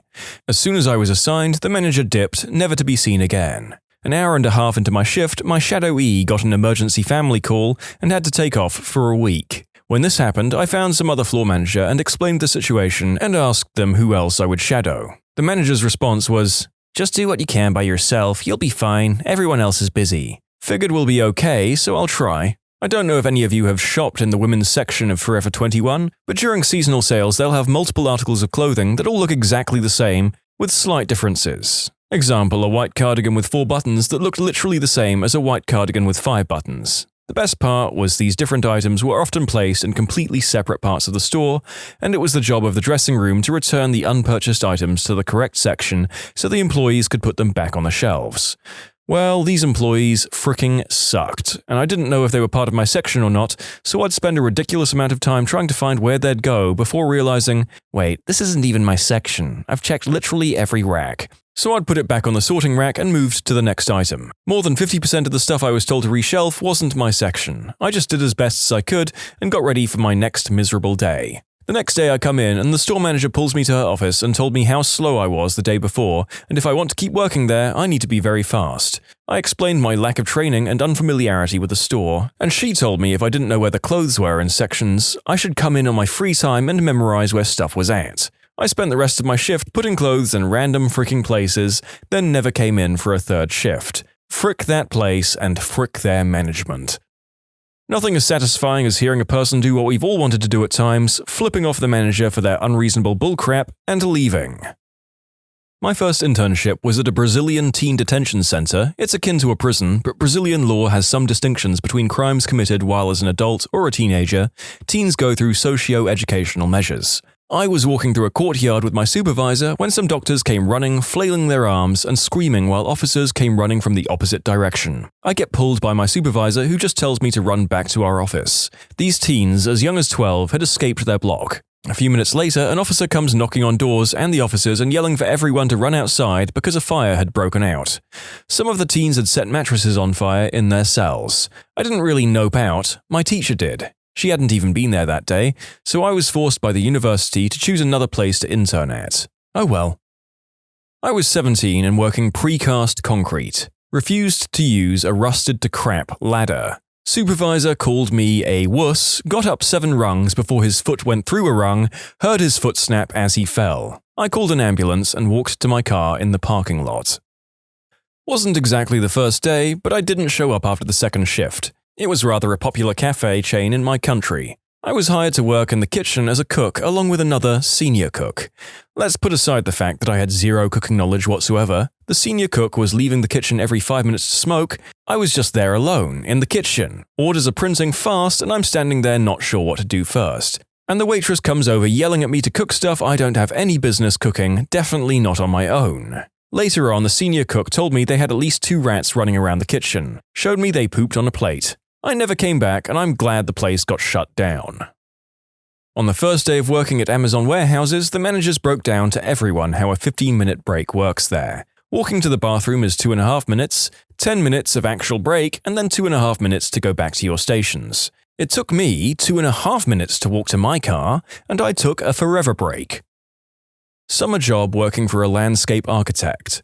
Got to the job site and he asked me to dig a hole in some rocky dirt. I asked for a shovel. He didn't have one. I asked for a hand spade. He didn't have one either. He told me to just dig a hole with my bare hands and then drove off to another site, leaving me completely alone. I dug for a little bit and then said, "Frick this," and left. Had the job specified that I needed to supply my own tools, I could have, but it didn't, and I wasn't going to work for someone that expected folk to dig through hard, rocky soil with their hands. Huh, sounds like he sucks at communicating. Those bosses are the worst. I'd say he's got bigger fish to fry than communication. Guy runs a hole-digging business with no shovels. I noped out of an interview one time, thanked them at the end and said it wasn't for me. Those interviewing, management-level folks, started arguing with each other in front of me during the interview. I figured if this is the vibe at the management level, then I sure as heck don't want to be your employee. Answered an ad in the paper, this was in the mid-90s, for what seemed to be an office job making sales calls when I was in college. Did a phone interview and was called back for an in-person interview. When I go to the interview, I'm led into a room with about 50 other people and a small stage at the front of the room. We're all somewhat confused as to what's going on. Finally, a guy gets on the stage and informs us that we've been selected for the opportunity to sell Cutco. Me and 2/3 of the rest stood up and walked out. Anytime I see more than a dozen people for a job interview, I just nope the frick right out. If it's not door-to-door sales paid only on commission, it's some multi-level marketing crap. I wish some job interviews would be more forthcoming about that. Some places have outright lied to me. Legitimate response. I think that last person's rule about the number of applicants is a fairly good one to go by. I just wish I'd walked away from my first bullcrap door-to-door job. I was a cashier at Lowe's during college for less than a full day. I made it through the multiple-day training, but there was so much stupid crap going on, I almost thought I was on a hidden camera show. All the employees complained about how hard they had to work while simultaneously not getting enough hours. Nobody understood why they were hiring like 4 new people. I was one of those 4. Turns out it's because they were progressing through an indecent conduct complaint that required restructuring of the store and firing some of the employees. This was known to HR and explained to new hires, against company policy, but it wasn't known to the employees. Apparently, some of whom still worked there, including the fricking person doing the training. She was really inappropriate and said not to worry about the indecent conduct stuff and that everything would go back to normal soon enough and that we wouldn't have to be so uptight. They fired her the day before I started, along with one of the cashiers who trained me. She also offered me terrible guidance for the application process. They were looking for a part-time help, and 2 of the 3 days they needed help on, I had off from school. I told them I couldn't work nights most nights, but if they needed daytime help, it had to be on one of those days. She said if I was too restrictive, they wouldn't keep me on, and lied to my boss about my availability to make me even more attractive than I already was. Wink! And told me to schmooze them a bit and I'd make it further. She said in the end it wouldn't impact anything and I'd get those days. My first week's schedule, I was working mornings every day that I was in school and I wasn't given any hours on my days off. Aside from the fact that I was given 2 times the hours the position called for, when other employees were shorted, my work schedule was literally impossible to consolidate with my school schedule. I only went to work on my first day to tell them that I was quitting and that their application process was a fricking mess. They couldn't figure out how so much went wrong, and then they asked who trained me and everything made sense. They thanked me for at least showing up to quit, unlike the other 3 they hired, who had just stopped returning their calls and no-showed on their first days. A long time ago, not long after getting my papers as a chef, I had an interview at a hotel for a position in the kitchen. The executive chef and I chatted in his office for about 20 minutes. At the time, I remember him coming off as very arrogant, which is quite common in this field. I didn't think much of it at the time as the pay was decent and the shift was what I wanted. As I was leaving his office, I turned to leave through the dining room, the way I'd come, which was closed at the time. It was another hour or so before service started, and he says to me, "No, not that way. Go through the kitchen. You're not good enough to go through the dining room." I was so surprised by what he said. I just did what he asked without a word. Later on, after I'd got home, I phoned him up and said that after having a close look, I decided that his menu wasn't good enough and that I wouldn't be accepting his offer. Restaurant. Swept under my station when we were closing. Giant brown pile came out with the broom from under the lowboy fridge. The pile then began to scatter. It was hundreds of roaches. Never returned. My first ever job. I was 13 and would be delivering phone books from the back of a van through people's letterboxes. So I'd be in the back of the van with the phone books, and there was an older guy slowly driving while I went back and forth to the van/houses with the books.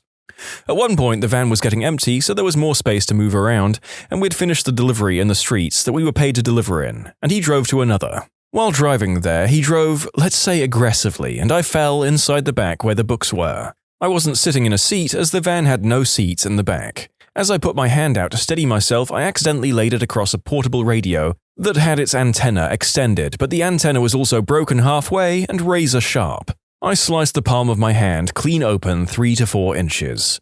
I can only describe what I saw as gruesome. I said to pull the van over and I needed help. He saw my hand and just threw me a plastic bag, the kind you'd get at a supermarket, and told me to wrap my hand in it. Then continued with the deliveries. At least he delivered the remaining books by himself. I should have been taken to a hospital or at least home to my parents, and I quit after that and never showed up again. As you can imagine, my parents were quite angry at him. Well, as awful as my first after-school delivery job was, it wasn't that bad, and you have my sympathy. At least when I got injured, they would just schedule a later delivery for me. I got hired at a very small knockoff dollar store in an old, failing mall. The owner was foreign with a very thick accent. He told me I'd get $6 an hour, but neglected to mention it was under the table. I spent about an hour stocking the very overly cluttered shelves before I was told to get more chips out of the back storage area. I walked back there and there's about a dozen men sitting on boxes all crammed into a small back room. I asked where the chips were and these guys all glared at me. They started speaking in another language and rapidly motioned towards me. Then one guy got up and asked what I needed. I told him I was supposed to get a box of chips and he got a box out of the pile and handed it to me. The entire time, these guys are all staring at me. Everything back there looked shady as all hell and it was very uncomfortable. A while later, I had to use the restroom, which was also in the back. These guys all just wordlessly glared at me while I went into the woman's restroom. While I was in the restroom, someone tried to open the door. I was the only woman there. The owner told me he wanted me to come back that night late in the evening well after the mall closed. I didn't show up. I came in the next morning and lied about why I couldn't work there. He still gave me the few bucks from what little time I did work. I don't know what in the heck that guy had going on there, and I didn't want to find out. Restaurant line chef. Worked a 12-hour shift and was given 2 breaks of about 10 to 15 minutes each. Burned my hand numerous times because they gave me plates that came right from the oven, and never said a word. End of the shift, I told the head chef I was done. He called me soft and said I was the 3rd person to quit on him after a day. I said, maybe it's the way you treat people. Funny how people think it's not their problem when many people quit working with them. Restaurant owners never seem to get this. I was a hostess at a restaurant like this for about a year. We could never hold on to the kitchen staff because they were worked to the bone and barely paid. It affected the whole restaurant. Dishwashers were either swamped or had nothing to do because the tickets were too backed up. Busboys were the same. The servers got crap tips because the food was so slow and the managers were constantly comping food and getting chewed out about long waiting times. And even the hosts had long waits and sections full of empty tables we couldn't sit because we were trying to let the kitchen catch up. Then the idiot owner would come in, sit everyone on my list, and go yell at the kitchen for being slow. We were lucky if new guys lasted a week back then. Restaurant work is a joke. I've been in New York City restaurants on and off for about 10 years. They all turn to crap or just start as bullcrap right from the get-go. My last job was as a sous chef. I'll never work the line again.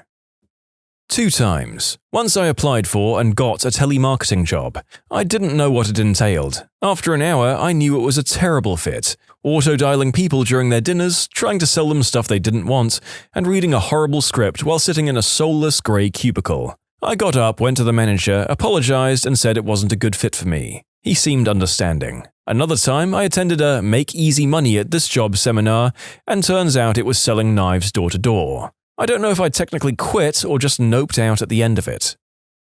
I answered an ad for a babysitting job. I was already working on a casual basis, but it was sporadic, so I thought some after-hours babysitting would be welcome extra cash. The couple were both in the military and proceeded to tell me that I would be staying in the spare room and looking after their 6-month-old child around the clock, as well as doing the housework. I would have 1 day off every 2 weeks. They said it's cash in hand, so I could sign on to the dole, unemployment benefit, to make up the rest of the money. I left on the spot. They wanted a live-in housemaid and a nanny, not a babysitter, and they were not able to pay for one. Why they thought it was basically up to me to illegally collect the dole and subsidize them, I don't know. Applied for a job at my longtime favorite restaurant, celebrated my birthday there every year. Owner asks me to come in for basically a tryout, as I communicated I was looking at other job possibilities as well. I come in and they just stick me on dishwasher for an hour. No biggie. Then the dishwasher doesn't show up, so the kitchen manager asks me to stay on their lunch rush. Says I'll get paid for the hours. I do. Kitchen staff was nice, so I was happy to help out, even though I figured I'd be taking a different job. I fill out a time card at the end of the shift and tell the manager I probably wouldn't be back. He understands and thanks me for the help. Fast forward a couple of weeks and he tells me to email the owner after I ask him if I should pick up my measly paycheck. I do, and she basically tells me to frick off over text. Tells me it was staging, and that she had told me I wouldn't be paid. I respond that I understand, but that I stayed for an extra 3 hours which I was told I'd be paid for.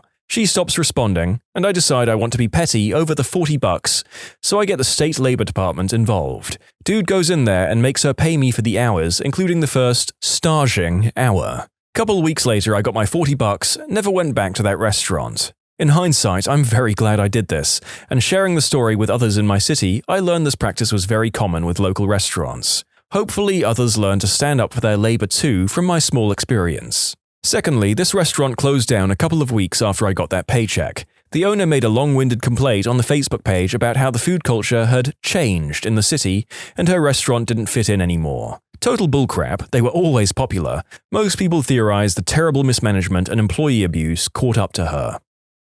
It's interesting. This story is from about 5 years ago, and I stopped my long restaurant career about 7 years ago.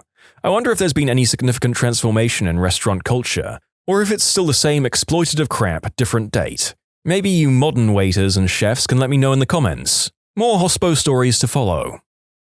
I was a waitress, the only waitress at a just-opened diner. The boss didn't have me sign any paperwork, everything was under the table. But that wasn't what made me quit at the end of the night. In order to get me where he wanted me to go, he would pinch my skirt at the upper thigh, not quite the butt, but very close, and pull me around like it was a leash. Needed me in the kitchen? Rather than call me, he would come out, pinch my skirt, and pull me to the kitchen. Needed me at the cash machine? Again, come over to wherever I was. Didn't matter if I was serving a customer, and he would grab my skirt to pull me. That act, in itself, made some customers uncomfortable. Mind you, one couple left almost 50% tip at the end, but I think it was more out of pity and embarrassment on my behalf. I was supposed to come in the next day, but I called that night and said the job wasn't for me. I came in a couple of days later to turn in my apron, and he just took a wad of cash out of his pocket and paid me then and there. God, he was creepy. I think it was a smart move to quit.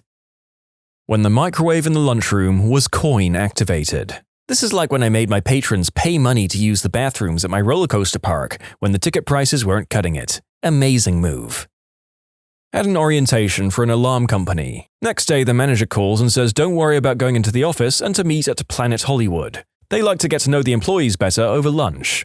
Next day, I go into the office and another employee who I had not met says, "You must be Steve." I was like, "Huh?" They responded, "Light-skinned, pretty boy," is how the manager described me. In the same conversation, I found out no one else had ever been invited for a get-to-know-you lunch. And I was out. Got what was supposed to be a prestigious political internship that came with a security clearance and everything. Found out at orientation that the part-time internship was really 40 to 60 hours unpaid, and that no intern had gone on to work with the organization and weren't really given a leg up for other federal posts. We were supposed to facilitate meetings with heads of state, coordinate conferences, and assist the actual employees with composing published research papers for which we would not be credited. They were definitely drinking their own Kool-Aid, so I bounced right on out of there.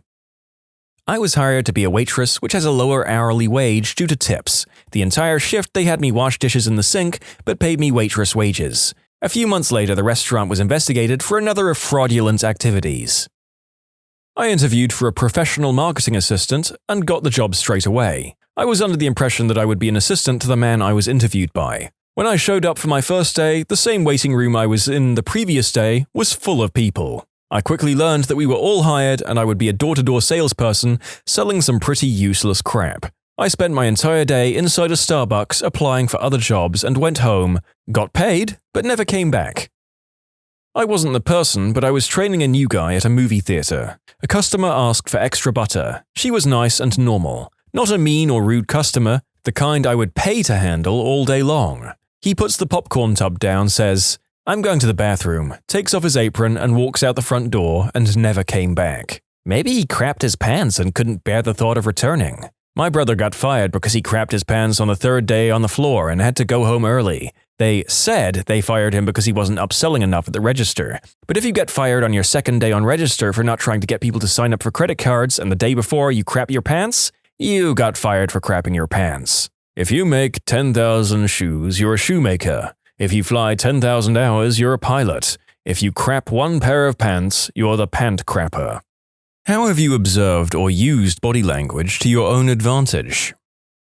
The most amazing occurrence of body language I've witnessed was a friend back in high school that could control our group of friends. Whenever we were standing in a circle and he wanted to speak, he would simply take a step or two towards the middle. This would cause everyone to quiet down, effectively giving him room to speak uninterrupted. We didn't catch on for a while, but the way he was able to perform it so subtly was amazing.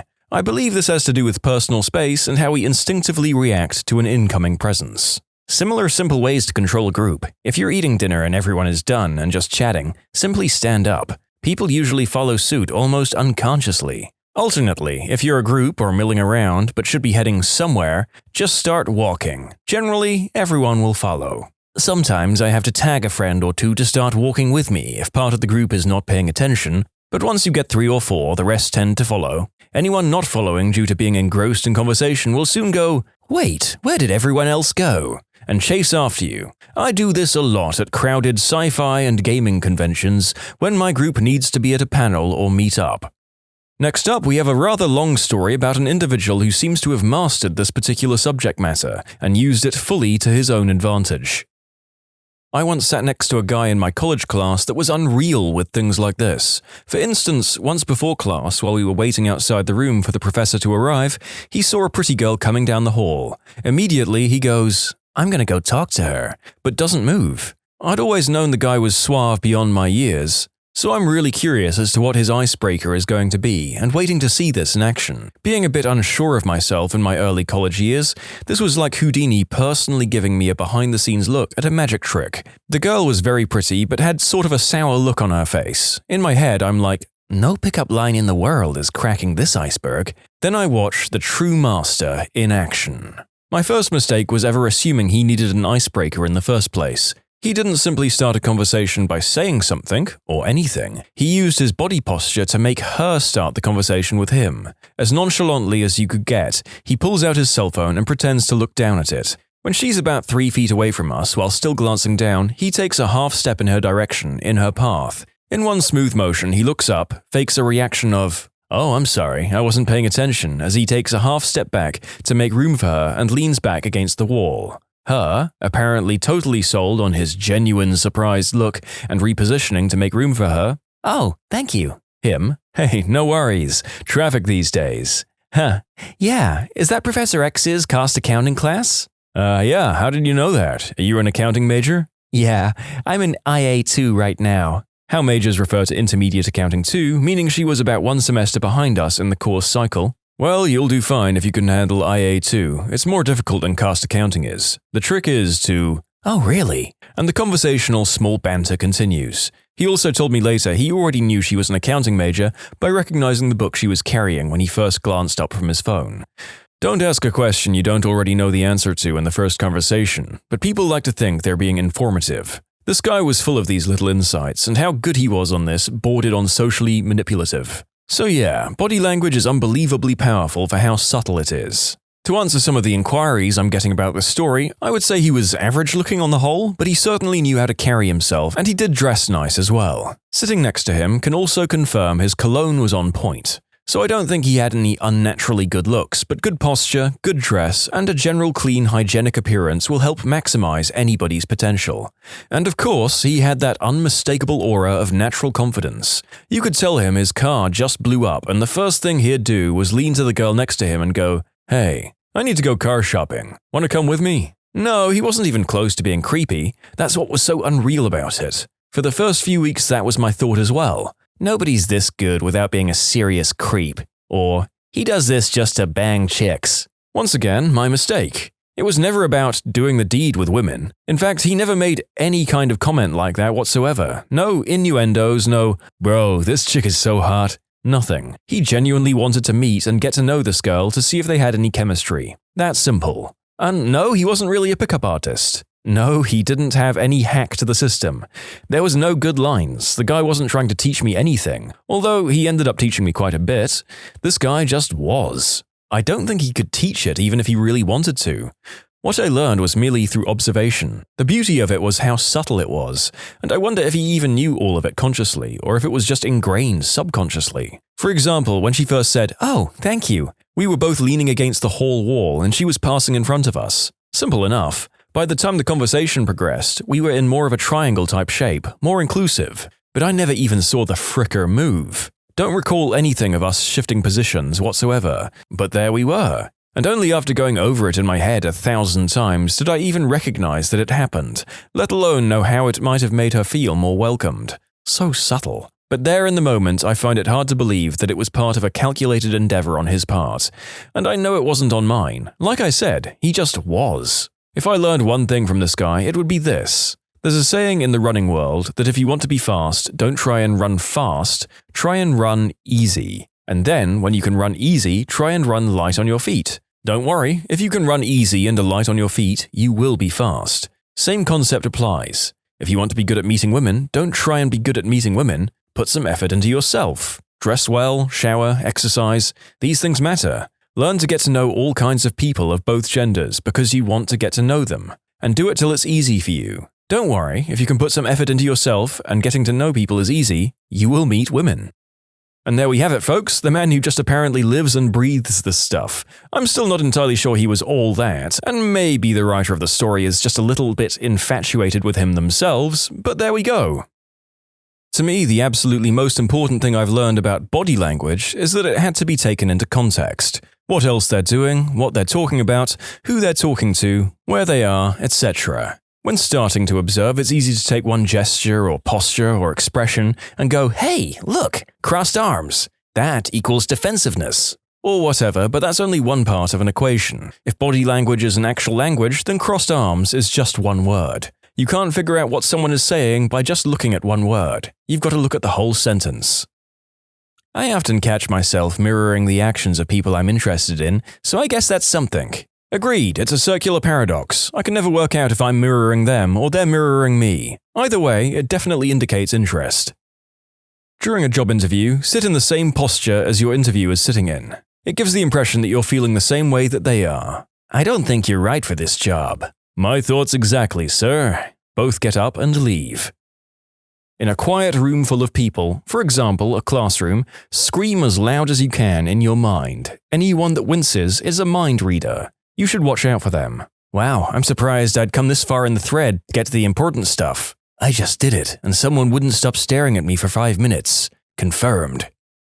Not exactly body language in the traditional sense, but I've sold 6 or 7 houses in my time, and I've always known which viewer would put on an offer by the fact that they 1. Used the bathroom, and 2. Altered something.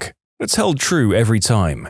I stage my houses very carefully, and I know when anything has been moved, or used, or changed, and would tell my husband to expect a call from the agent that evening. My guess is that the folks are subconsciously taking possession or marking territory. Ah yes, christening the toilet is vital when moving into a new home. Failing that, peeing your initials into the master bedroom carpet is an acceptable substitute.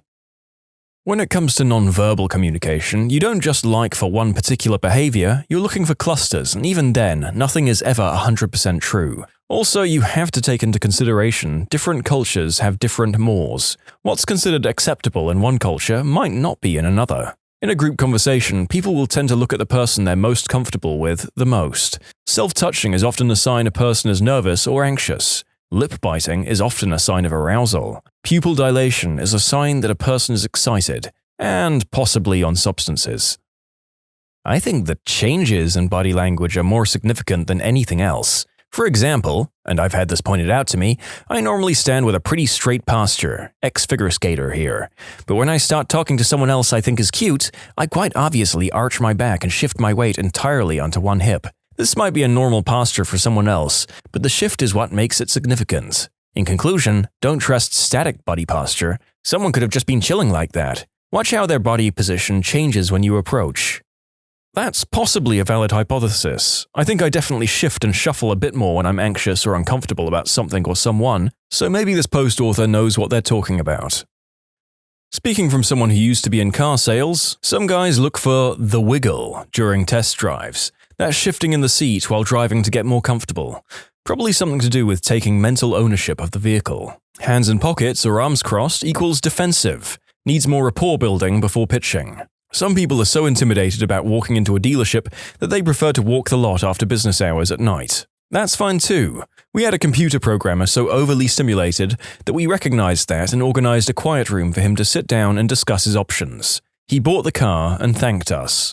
Some things like handshakes are culturally specific. I always greeted someone with a firm handshake and look in the eye. Clients from India generally give limp shakes because that's more usual if they shake at all. Chinese and Japanese prefer no bodily contact in business. A quick bow or nod usually suffices. For farmers, whoever speaks first loses. There was a guy who regularly came in to look around and all these sales guys tried to pitch him. He eventually brought from the one guy who kept his mouth shut and ignored him. Not sure how that works. Always know who the boss is. Do not assume it's the man or the woman based on who's talking the most, based on hetero norms. Both parties need to be engaged. Very low chance of a deal without the spouse, regardless of what someone says about being able to make a decision. Work and loss prevention. This one, among many others, is almost always true. When a person has made the decision to shoplift and is about to conceal, they look like they're peeing in the pool. Every time.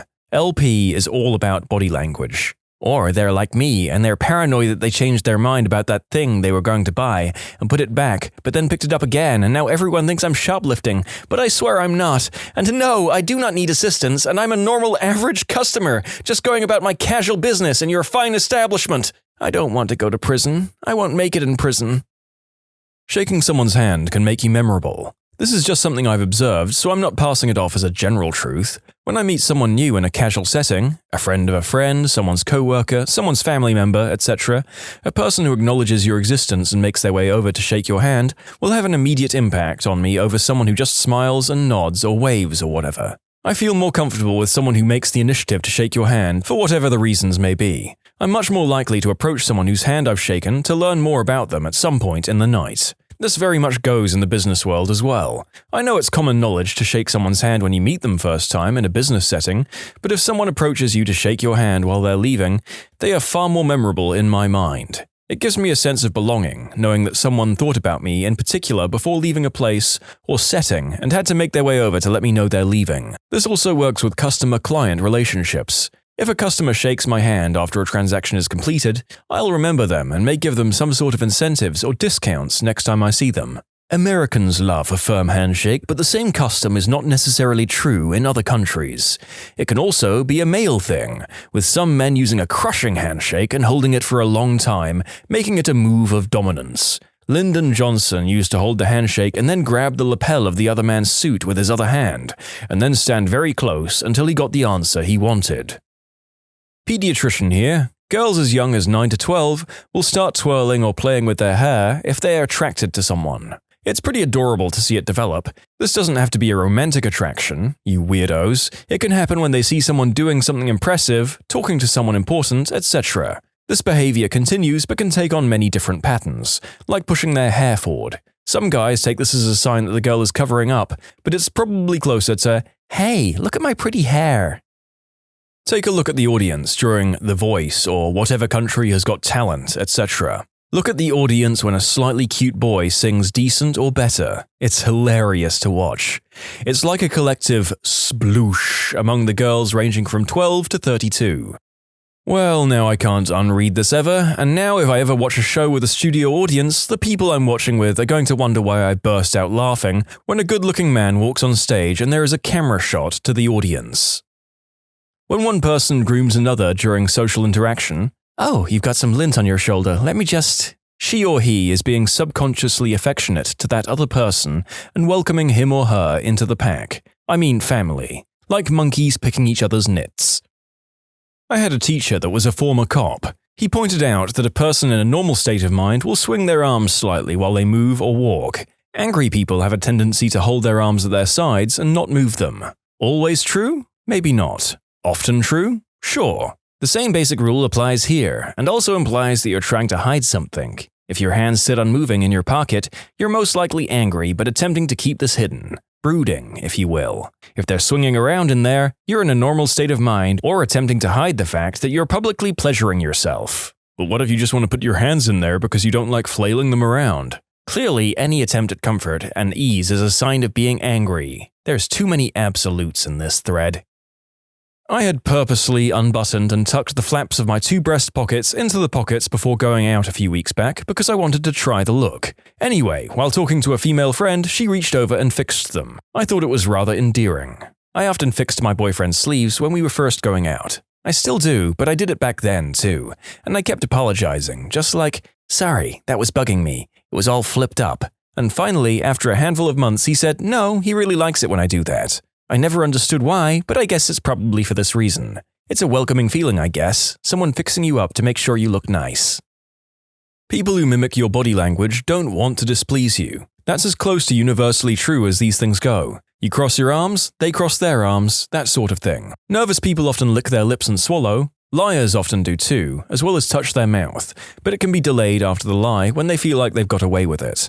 Like if you respond with, "Oh, that makes sense," that's when they lick their lips. People falsely accused of lying generally have a stronger reaction than those caught in the lie. One-on-one, that sometimes comes out as the honest person confronts you face-on, while the liar turns a little away. It's more about the line of their hips and shoulders, not so much where they point their nose. I once read that if someone is accused of something they didn't do, they'll be more likely to use contractions in their speech. Something to do with being so comfortable with their own innocence that they speak informally. "I didn't twist her arm." Truth. "I did not twist her arm." Lie. Maybe bunk, but when applied to my children, I find it's fairly accurate. "I did not have relations with that woman."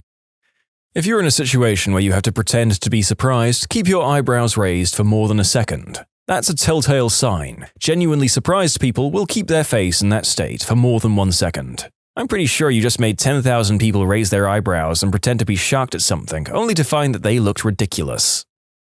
I discovered this one on my own, although I probably wasn't the first. This works for girls and guys. When someone suddenly sees someone they find attractive, the first thing they usually do is fix their hair. They usually can't stop themselves, it's an instinctive thing, like, "Oh, someone's hot, gotta look fly." So the next time you're walking about and someone fixes their hair right when they see you, they're attracted to you. Can confirm. I always do this when looking at the mirror.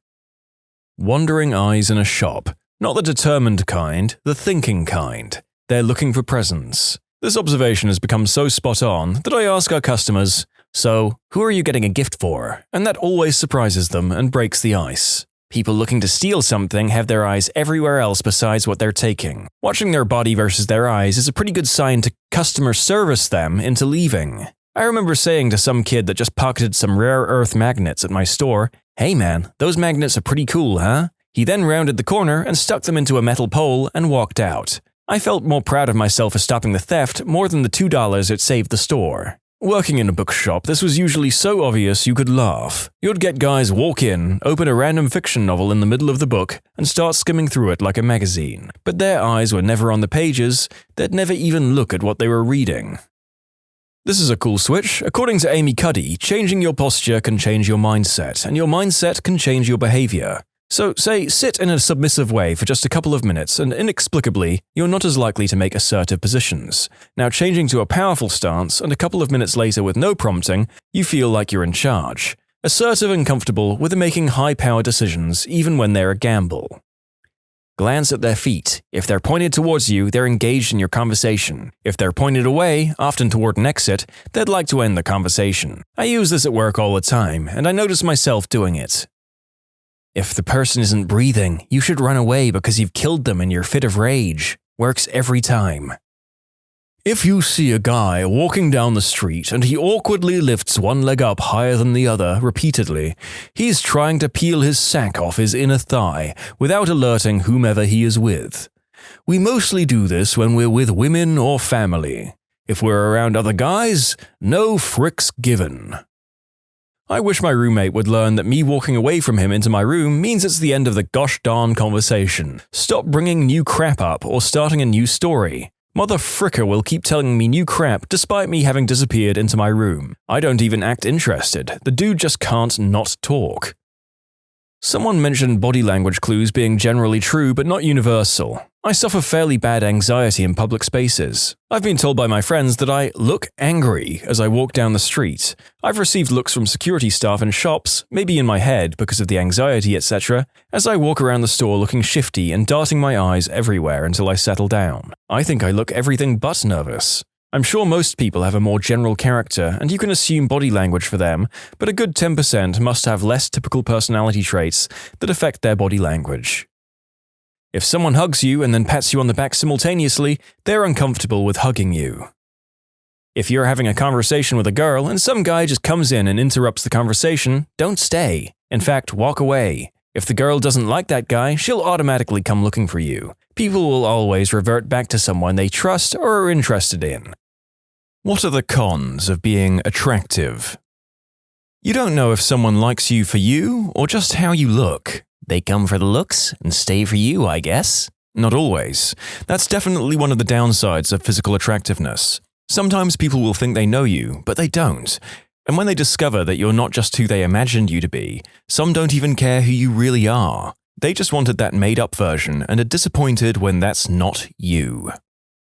This isn't an issue I have anymore as an adult, likely because I know how to handle myself professionally. But in my teens, I had a side job as a mover, and the amount of clients who would be surprised that I was about to graduate with honors and go to prestigious university. It was likely a combination of being just a mover, but also being decently attractive and very physically fit. People project a lot of bullcrap onto you, all from their own heads. Pretty? You must be dumb. Pretty and articulate? First they're shocked, then you're a B-word who has too much self-esteem. Shy and pretty? You must be stuck up. Outgoing and pretty? Who do you think you are, you bossy B-word, clearly chasing after other women's boyfriends? Great figure? You must be a hussy. Great skin? You've probably had work done. Dress well? You waste your whole salary on clothes. Too skinny? You're mentally ill. They armchair diagnose you with anorexia. In a relationship? You're clearly a gold digger. Single? Then you're either a hussy who is playing the field, or you're a snob who thinks you're too good for anyone. You have to work overtime to appear friendly and ease everyone's insecurities. It's fricking exhausting. I wish I could upvote this 1,000,000 times. I can relate so hard to all of these, and there's nobody I can talk to about any of this, because how do you get to complain about being too attractive? People doubt if you're into nerdy stuff as much as you might say. Plus, a lot of your actions just have all these preconceived notions. People think you don't have any problems or struggles. And we've touched upon the problem of the notion of the fake gamer girl, where people are apparently so convinced that people are single-faceted that they can't accept that someone might have more elements to them than their physical appearance. This comment had some interesting follow-ups. Oh, I totally agree to this. I'm a fairly attractive woman, and when I tell people I'm a software consultant in biotech, they almost negatively judge me. Or there's often the, wow, beauty and brains, huh? comment. Like, yes, just because I'm pretty, it doesn't mean I'm stupid. What the frick? I guess it's just a mixture of one or the other and possibly some envy. You have physical looks and intellectual prowess. That can definitely make some folks seethe with inferiority. That's really their problem, though. Plus the impossible dance you must do. Smart but not intimidating. Friendly but not flirtatious. Helpful but not the office assistant. Talkative but not opinionated. And serious but not abrasive. The list goes on. I'm a woman in finance who's decently attractive, at least fit and plain enough to not be considered ugly, and it's an impossible balance to strike. People seem okay to openly suggesting that everything I have, like an education and fitness and a happy marriage, I lucked into. It feels really difficult to toe the many lines. People feel the need to compete with you, find something that makes you look bad, or show fault. One or two co-workers, same gender, jealous, competitive types, will set out to sabotage your success and your relationships with other people when you're just minding your own business and trying to do a good job. You're the immediate target for psychopath types. I think everyone gets that, not only attractive people. As someone who's been both, it's not the same. When you're attractive, lots of the time people of the same sex or gender will view you as a social and sexual threat to them, and act accordingly. These people are usually just super insecure about themselves. Somehow, being kind automatically equals being flirtatious or interested. People don't think attractive people struggle with their mental health, constantly being shamed or mocked out of jealousy. and people praying for your downfall. This. Oh my god, this. Anytime I talk to a male coworker, all the ladies will rush after and say the guy has a huge crush on me or his face lights up when you talk to him. I'm honestly just talking to people, male and female, to actually have a conversation. I'm not flirting and there's no intention on my side. I'm just conversing, people. So frustrating. Loneliness. Friends of the same gender avoid you because they're afraid their partners will want you. Opposite gender only want one thing. My best friend in high school became threatened at some point when the pretty scale tipped in my favor. It had always been in her favor. I feel gross saying this, by the way. I don't consider myself a conceited person. It didn't help that her mother even made comments, urging my friend to stop hanging out with me, not to let her boyfriends meet me. It was so dumb. Years later, I realized they were just shallow and toxic. But yeah, some women will just not like you until you reach middle age. I'm pretty okay talking to girls in general, but then there are the bombshells, 10 out of 10. And there's just something so intimidating about them, and I don't know why. I just can't make decent conversations, at least not at first. I'd imagine it happens a lot to them, and must be quite awkward and weird when you just want to have a normal conversation with people. Creeps. As a below-average looking woman, I can actually tell you that creeps creep on ugly women too. This is the unfortunate reality that is perpetuated online, mostly unknowingly. People assuming it's mainly attractive people being stalked or something. It's become a large documented thing in Me Too when people believed almost every claim since the actresses were mostly young and conventionally beautiful. But most indecent conduct isn't some creep following you or picking out attractive women. A large majority is done by someone you're close to or related to, in which case it's more about a power dynamic than conventional attractiveness. As someone who's been both young and hot and fat and frumpy, I found that the more conventionally attractive you are, the worse it is. Hot me was harassed every time I traveled home alone at night, and frumpy me enjoyed blissful invisibility. Not only the unwanted attention goes away, people are also less likely to help you or give you free stuff. There's a danger in taking on topics like this of suggesting any one group, in this case the conventionally attractive, have things better or worse than the rest. Hopefully, small conversations like the one I just quoted can highlight the unfairness that will affect people at all levels of perceived aesthetic value. The next comment summarizes one recurring theme in this thread quite succinctly. People can like you way too much or hate your guts with a burning passion really quickly based off nothing.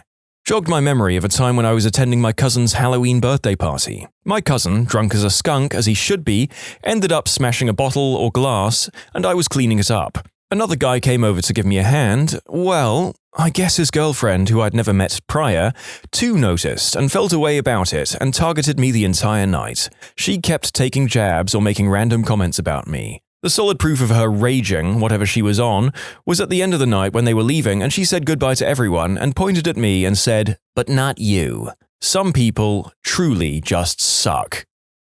Close friends repeatedly dropping you or even straight up ghosting you when they develop unreciprocated feelings for you and it gets too painful for them. I've got serious abandonment issues. Dating can be hard because people create an image of who they want you to be. It's even harsher if you're attractive and a complete weirdo. People act like you're doing something wrong when you break their perfect image, like you're taking something away from them and ruining a good thing. I can imagine it being a con if people think attractive people are only good for their looks and nothing else. If an attractive person is very accomplished, I feel like others would say they got help from being good-looking and that they didn't work that hard. In my experience, attractiveness became a crappy and unfulfilling value. At times when my self-esteem was low, I often clung on to being attractive as if it was all I had going for me, and developed a dependency on external validation and comparing myself to others. People who are or view themselves as less attractive than you treat you like garbage purely because they don't like that you're better looking than them. This one is especially true for women. Achievements that you make or respect you gain, such as getting a prestigious project at work, being put down by coworkers to the boss wanting to sleep with you. For the longest time, I would just lay in bed after work and just wonder why certain coworkers didn't like me. I knew that my personality can't possibly be compatible with everyone, but it bothered me that people I only interacted with in pleasant, passing little conversations treated me coldly anyway. As one example, I would pick up shifts at a location where this woman always made faces and snarky comments about the lunches I brought to work. "That doesn't look good, to be honest." Or, "That smells off. Are you really going to eat it?" I had no idea how to respond, and she would tend to ignore me if I talked to her anyway. It was like 10 years later when I finally realized that my small size might have had something to do with it, considering she was a large woman who constantly talked about weight. And that bothered me even more, to be honest, because I agonized for months over what was wrong with me, and it turns out it was my looks? It never occurred to me that it could be something as petty as that, but apparently it was important enough to her to make a nervous 20-year-old feel that much more uncomfortable.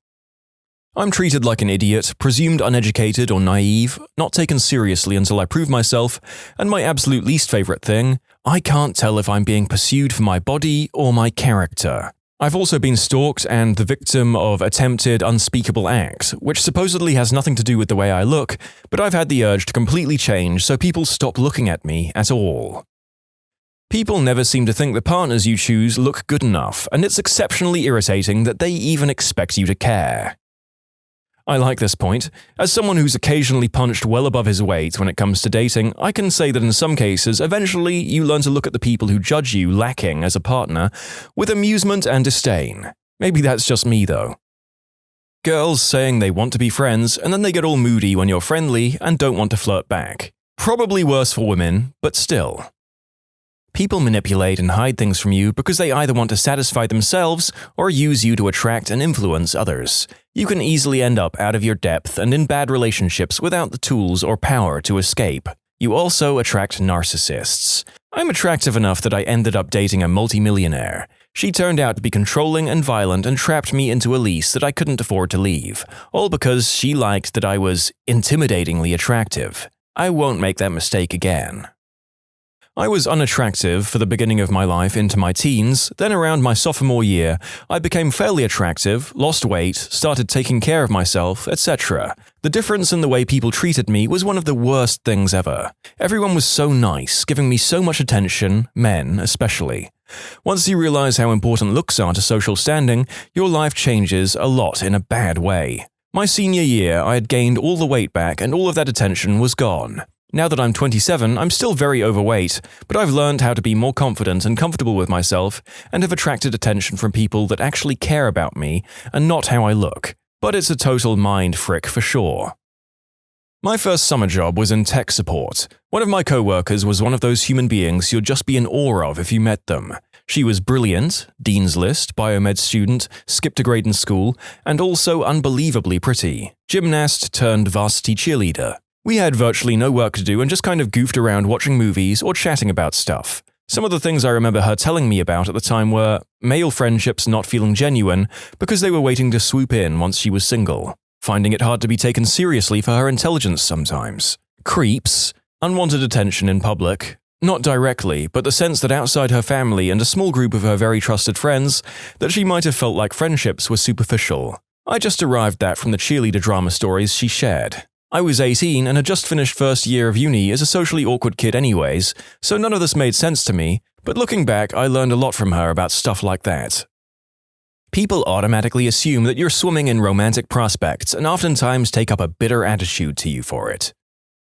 The worst I've encountered, while attending a party with a friend and an ex-girlfriend, one Italian girl suddenly stared at me for several minutes. Then later on she went to talk a bit to my ex and said, "I cannot believe he's your boyfriend, he's so handsome." What the frick? Then she came back at me while I was talking with my friends and waited there for maybe 15 minutes, staring at me, trying to talk to me. I didn't know at this point why she went up to my girlfriend and I was feeling something was really off, so I've only really looked at her once in this and never really answered her. She left later on and then I've learned what she said to my girlfriend. These people aren't the worst, I mean they're not murderers or anything, but in my opinion they really suck as human beings because they do not realize the damages they can do with such small talk and behavior.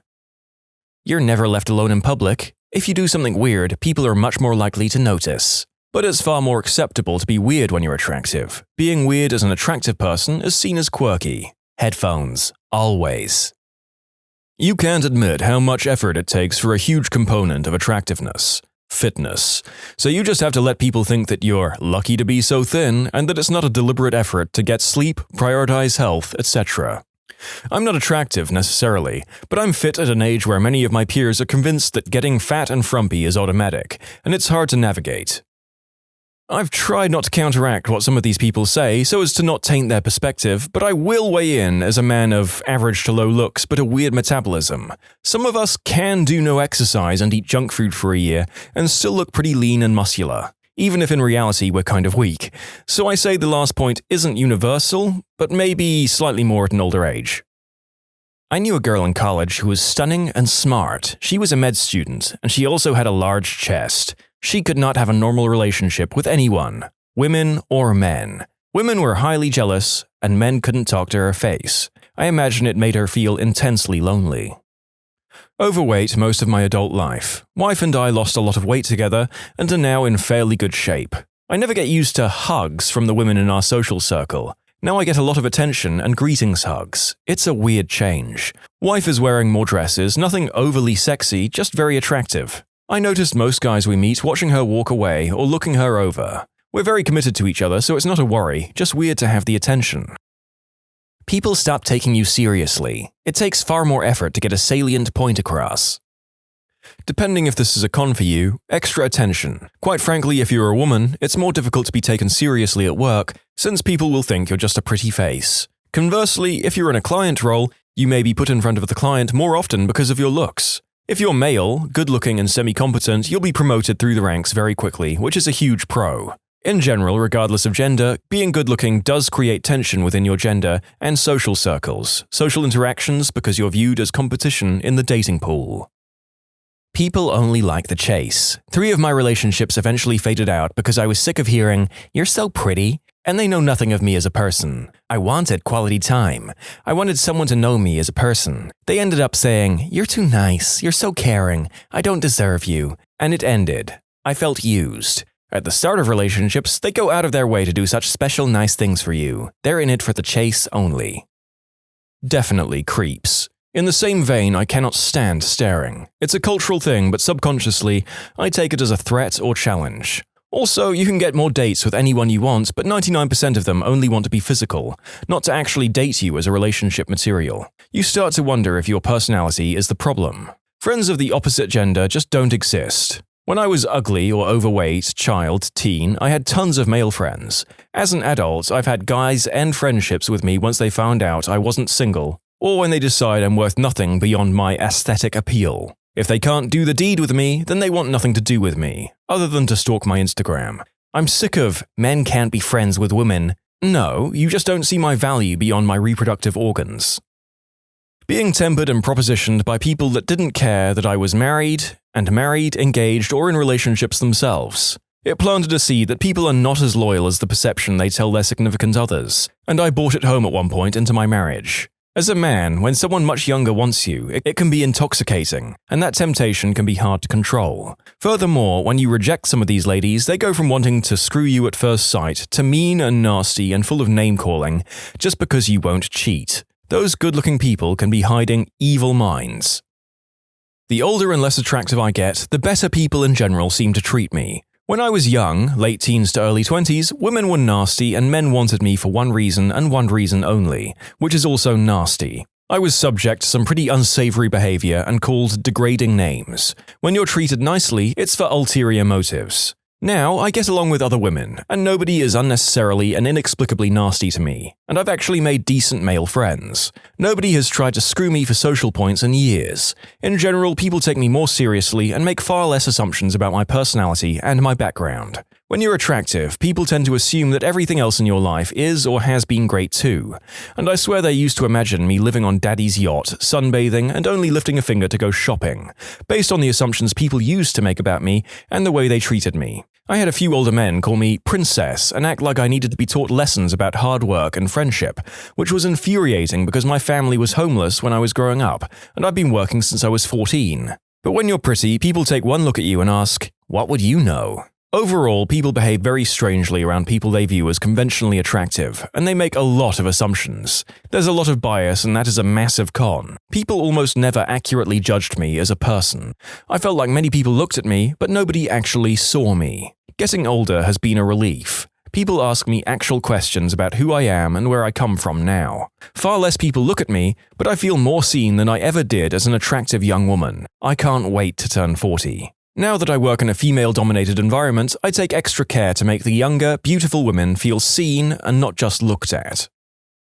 I like this approach of using your experience from both sides of the perceived aesthetic aisle and using it to empathize with those who suffer from the undue prejudices of society. People think your feelings can't be hurt. They assume your confidence is at a 100 and they can criticize your whole look without ever hurting you. Or maybe they want to hurt you for it. And it's difficult to get people to listen to the content of what you're saying. And you can say something insanely profound and be hit with, "Well, you're too pretty to worry about such things." The assumptions people make, that's the sucky part. You're more likely to experience manipulation or be outright preyed upon. For women, people won't take you seriously, and if you marry an unattractive guy with money, you'll probably be seen as a trophy wife by others. Other girls may find you threatening. If you have a friend of the opposite gender, their partner may find you threatening. My job has put me in positions with female models, and the main things I've noticed are a lot of people neg them. It's like they can't imagine this beautiful person can be nice or smart, so they constantly chip away at them, and many times it works. Being attractive doesn't bring down the cost of bacon. Getting constantly hit on by a gender you're not into. Boyfriend and I are both decent looking and straight, and 80% of people who hit on us are the same gender as us. We both give off gay vibes without trying, I guess. I'm not even that attractive, and yet going to clubs and stuff gives me the ick. Like, I love dancing and hanging out with my friends, but I'm so sick of creeps trying to grab me, or just following me around or whatever. If I'm on a night out these days, I usually only go to clubs and bars if I'm with a mixed group of friends of guys and girls, because as soon as it's just girls, random guys seem to think it's an invitation to get all up in our faces. Usually they leave me alone if I'm also with male friends, but even then, it doesn't always work. I just want to be able to dance without being grabbed or touched. Health inspectors. What's the worst violation you've ever seen? Former inspector here, I once discovered a rat infestation in the kitchen of a hospital. They asked me if I could prove my suspicions, and I pointed out the numerous foodstuffs with 1 to 2 inch circular holes chewed in them, but they didn't seem convinced. I showed them the trail of droppings and footprints coming and going from a hole in the floor drain, but they still didn't seem convinced. I showed them the 3 dead rats I discovered under and around equipment. I think they began to believe me at that point. Citations included rat infestation and absolutely deplorable cleaning practices.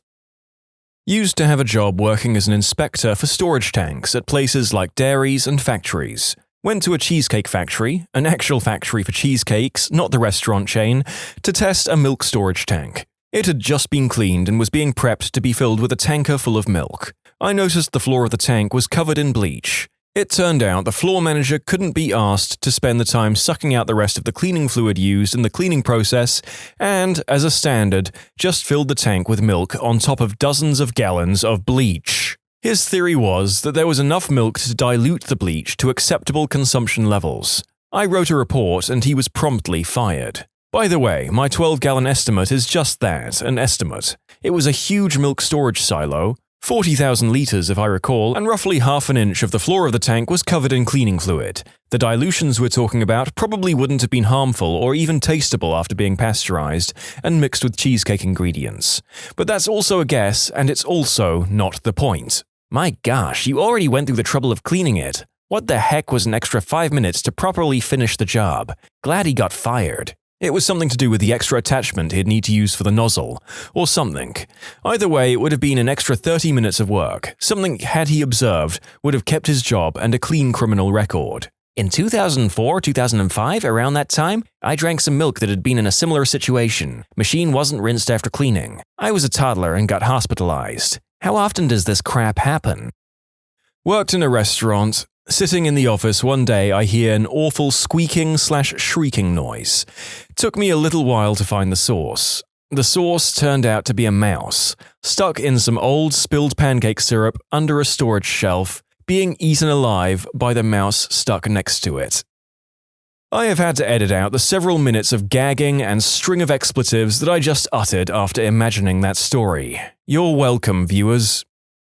Did food safety inspection at a large slaughterhouse for a while. We did our own inspections each shift, and the government inspector stopped by once a day too. One day I came around a corner and one of the workers who was running service for the butchers had dropped a ham on the floor. So the proper way to handle this was for him to leave it there and call for a re-inspector to come pick it up, take it out to carve off any contaminated bits, and rinse it in boiling water. Now, it relatively often happened meat was dropped on the floor, it's just very, very hard to avoid it when running in a factory setting with human labor. So this was common. What was uncommon was what the guy did. First, he tried catching it as it fell, which would have been fine. No contact with any surface, and he could have just thrown it back into the tub it had fallen out of. He didn't catch it though, it landed on the floor. Thinking that no one was watching, he tried picking it up and dropped it again. He did this 3 times, so first and foremost he's not supposed to be touching anything that's been on the floor. It cross-contaminates his hands, and he has nowhere to put the contaminated product anyway. But he did this 3 times and dropped it 3 times. Freshly carved hams can be slippery when wearing vinyl gloves. He then, out of pure frustration and annoyance at the unwieldy ham, dropped down on all 4s and proceeded to pick up the raw, freshly cut, 6-kilo ham by his teeth. Stood up, ham dangling from his chompers, and dropped it into the tub with around 600 kilos of product, and drove off with the tub for processing. He was fired a few minutes after that, and the entire tub of product was discarded. I followed him and let him park the tub before I did a very cliché type of scene. I wish you'd interrupted him while he had the ham in his mouth. Well, yes and no. Had he picked up the ham by his teeth and carried it to the grinder for disposal, technically, he had just packed up contaminated product and had to change his clothes and gloves. Of course, carrying anything in your mouth, whatever it fricking is, doesn't fly. But a straight, no prior warning firing? I'm not so sure. Probably though, that wouldn't have been up to me. But when he put it in with the clean product and drove it off to processing, that shows a complete disregard for any sort of understanding of what you should and should not do when working with food. He had made the decision himself even before I dragged him into the office of the shift director. There was no other option. Not a health inspector, but a Chinese buffet near me was closed down because it got a 0 out of 5 in its inspection. I got food poisoning from there once. The staff just got up and left. Locked the door, never went back. All the food was still out and everything. A week later, a man was walking his dog past said Chinese buffet and heard a loud buzzing noise. Looked through the window to see hundreds of thousands of flies had taken to the building as their new home. Was so bad that Pizza Hut next door had to close too. To anyone asking, this was in Gloucester, England. God damn, get a flamethrower in there. Pools that have absolutely no chlorine. Pedicure tubs filters that have never been changed. All their disinfectants were expired. A restaurant that refused to clean up pest feces or urine and refused to properly reheat foods. The kitchen had exposed wood everywhere. Well, it would be exposed if there wasn't a thick layer of grease and no sanitizer. The pools that have no chlorine things happens all the time. As a former pool manager, I can tell you almost right away too when I get unchlorinated water. Chlorine is volatile and will dissipate quickly, especially when it's sunny out. If you're running an outdoor pool and not constantly monitoring the chlorine concentration and the feeds, it will turn into a pond in about 6 hours. At that point, you're just taking a bath with everyone in your town. Also, really shallow baby pool? You can be almost sure that at least once a day it has no chlorine in it. When you're dealing with less than 1,000 gallons, that thing will vacillate like crazy. Well, thank you for that. If you'll all excuse me, I'll just be busy never swimming again in another pool for the rest of my life. In fact, after reading most of these, maybe I'll just never leave my house. When my son was 5 or so, we had a nanny who used to look after him, and she used to take him to a local pub where one of her friends worked. He got used to sitting at the bar, eating a packet of crisps, and drinking a soda. I'm starting to realize as I recount this, as it doesn't reflect too well on my parenting skills. Oh well, he's 17 now, so I guess it's too late for social service to come and take him away. Anyway, the nanny was great, no matter what you might say. The nanny and her friend were around the corner in the other bar, chatting away, when a couple of besooted gentlemen wandered into the bar. My son was laying a line of crisps along the bar, and one of the gents started talking to him. It's worth noting that the regulars in the bar were used to him being there, and often referred to him as the boss. They let him pour drinks and so on, ostensibly under the supervision of the bar staff. Needless to say, it's illegal for 5-year-olds to be employed as bar staff, even in the UK. "I'm in charge here. Would you like a drink?" offered my son, scooting around the back of the bar. No, it's okay, thanks. What are the crisps for?" "Oh, I'm feeding my friend," my son replied. "Really? Where's your friend?" He lives in that little hole." My son pointed to a hole in the wall toward the end of the bar. "And sometimes he comes out and I feed him." On cue, a small mouse appeared out of the hole, ran along the bar, and started eating the crisps. The men were environmental health officers. The pub was shut down that week and never reopened. Luckily, they weren't police, otherwise the nanny's friend would have been in serious trouble. This story was pieced together from the report of the nanny and also my son, who thought the whole thing was hilarious. The nanny's friend was quite relieved as she hated the job anyway. My favorite Chinese restaurant got shut down. My ex-wife worked for the city and I asked her what the deal was. She said the health inspectors found something leaking from the ceiling. They lifted the ceiling tile and shined a flashlight and saw multiple eyes staring back at them. It was chickens. They were raising chickens in the ceiling, and chicken crap was dripping into the food that I had been eating at least once a week. "How do I get out of this chicken crap outfit?" "You secure that crap, Hudson." My dad worked pest control, and after working that job, he can no longer eat Chinese food. He said that nearly every Chinese restaurant he had to work in was disgusting and crawling with roaches. But the one that took the cake was when he had to strip down in the kitchen after a ceiling tile broke and roaches fell into his overalls. My dad did pest control. I went to hang out with him one night, and he took me to a Chinese food restaurant. When we were done eating, he was lingering over his tea, and I was like, "Hey, Dad, looks like they're closing up soon. I think we're keeping the folks from getting done." He's cool and calm. "It'll be fine." So we sit. He pays the bill, and we wait. Finally, they're shutting off the lights out front, and I'm losing my mind. I'm horrified, embarrassed, and I'm thinking, these poor people. Finally, Dad stands up and says, "Be right back." He comes back in with his gear. He proceeds to treat the place for their rat problem and the roaches. He gets me to help him carry and move stuff so he can do his job, and doesn't see any problem with this. In conclusion, Pest Control Dad treats a restaurant for nasties right after we eat there. My stepdad used to be a baker in an authentic recreation of an 18th century New French fortress. Because they sell bread to the public, the health inspector came by and she was ripping into my stepdad for violations like the stonework walls, the doorless entryways, or the lack of mosquito zappers. He pointed out that they were following the highest standards except for things that would destroy the authenticity of his 18th century bakery. The health inspector relented and agreed to give him a pass after verifying the food storage area was secure. They went to the shed, which was a doorless building attached to the bakery. As the health inspector went in, there happened to be an escaped cow licking all the loaves.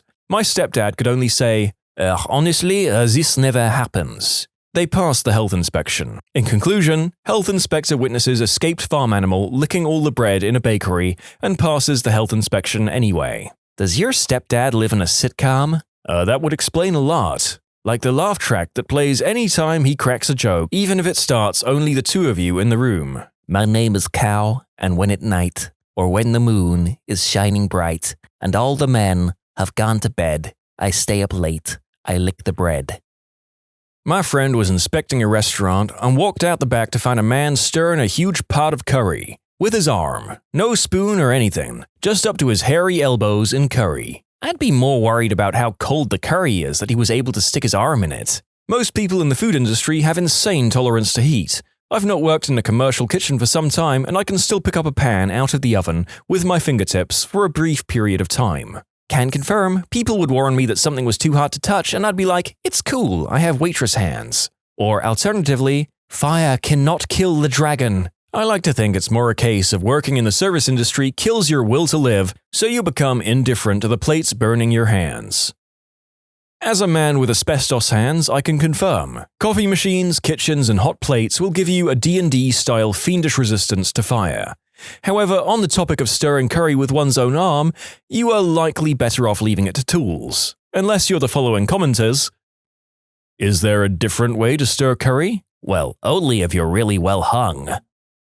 I had a health inspector tell me this story. There was a family in which both the elderly mother and a handicapped sibling used wheelchairs. Another sibling lived in the house with them and did all the driving, etc. The health department got a phone call from the local wheelchair company. The brother stopped by and picked up a new, custom-built wheelchair for his sister and for his mother, and returned within about 30 minutes, saying that the sister's wheelchair hadn't been made to the right specifications. It was too small. After he left, the staff noticed several roaches on the chair, so the guy got a call. Apparently, it was summer, Midwest, both hot and humid, and the house was all locked up with no open windows for ventilation, curtains drawn, etc. The inspector entered the house and said it was so stifling hot that he started to get dizzy, and he thought hallucinate. He said there was a sound like leaves rustling in the fall, and the walls and floors were kind of vibrating. He then realized it was because they were literally covered in roaches. He immediately evacuated the 3 people living there, and the next day they tented and sprayed the house. He went in a Tyvek suit and knee-high rubber boots,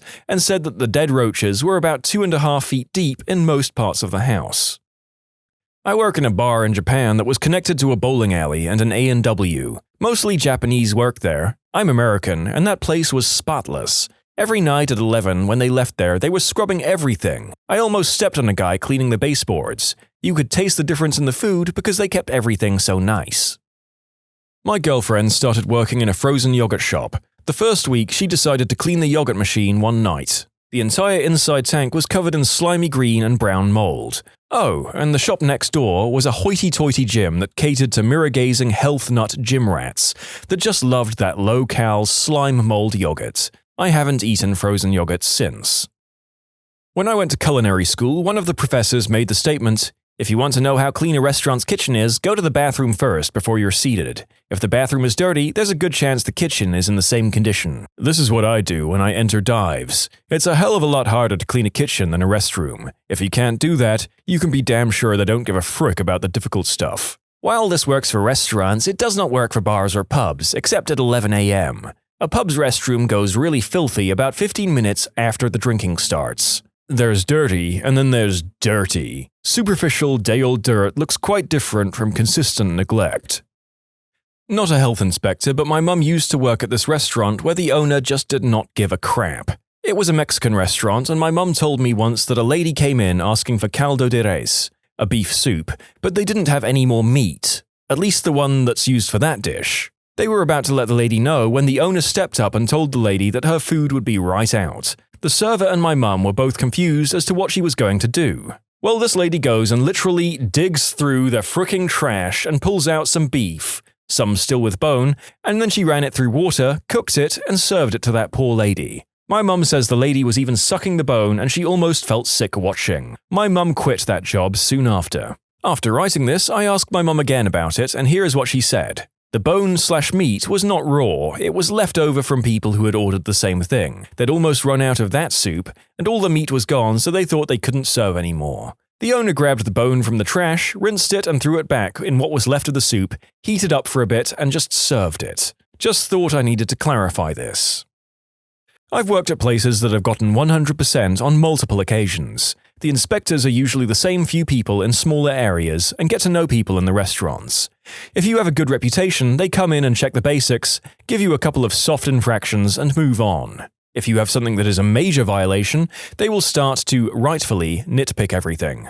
I'm hearing a ton of horror stories and just want to point out something about my experience. I've worked at places the inspectors were easy on because they knew it was clean and had a good reputation. I've worked at one place that ended up having to get a follow-up and quit it soon after. That was the only time I'd seen anything too sketchy. I also worked at a place that regularly got 100% ratings, and let me tell you, we were not 100%. The owner wouldn't do crap to improve conditions either. Mice, several kind of bugs, ceiling literally leaking nasty-ass water, on some areas onto the food prep areas, and once the walk-in cooler broke for an entire 24-hour period, and he said to just keep the food like it didn't happen. If my experience in the restaurant business has told me anything, it's that all restaurants are freaking disgusting. But they won't get you sick most of the time, so if you don't think about it, it'll all be okay. Yep, I've worked in places that honestly were bursting at the seams with unsafe and unsanitary infractions just waiting to happen. Worked in some of them for years and somehow never saw a report on them. I worked as an assistant cook in a restaurant. 2 weeks into the job, I opened a cupboard to get a can of tomato sauce, and I see a huge tarantula scuttling away behind the cans. I told the boss what I'd seen so that maybe we should get someone to deal with the huge spider living in the kitchen. Boss turns to me and says, "I see you've met Eduardo. Just don't put your hand too close to him, and you'll be good." Later, another cook proceeded to tell me that the spider had been living in there for 2 years and they allowed it because it kept the rodents and roaches away. This is a true story, so know this. Every time you think about swatting a spider, remember that there's a possibility that a friendly spider is guarding your favorite restaurant's food against nasty critters. The spiders in my house and I have a verbal agreement that is pasted onto every generation of spider that takes up residency in my house. You may remain in my house as long as you don't come upstairs and you keep the ants, flies, and other household bugs that aren't you out of my house. I reserve the right to eliminate you and your webs at will without proper notice. I haven't had an ant in 4 years. I've had a few flies, but they seem to only be upstairs where the spiders aren't allowed. I've killed very few spiders. It's a good arrangement.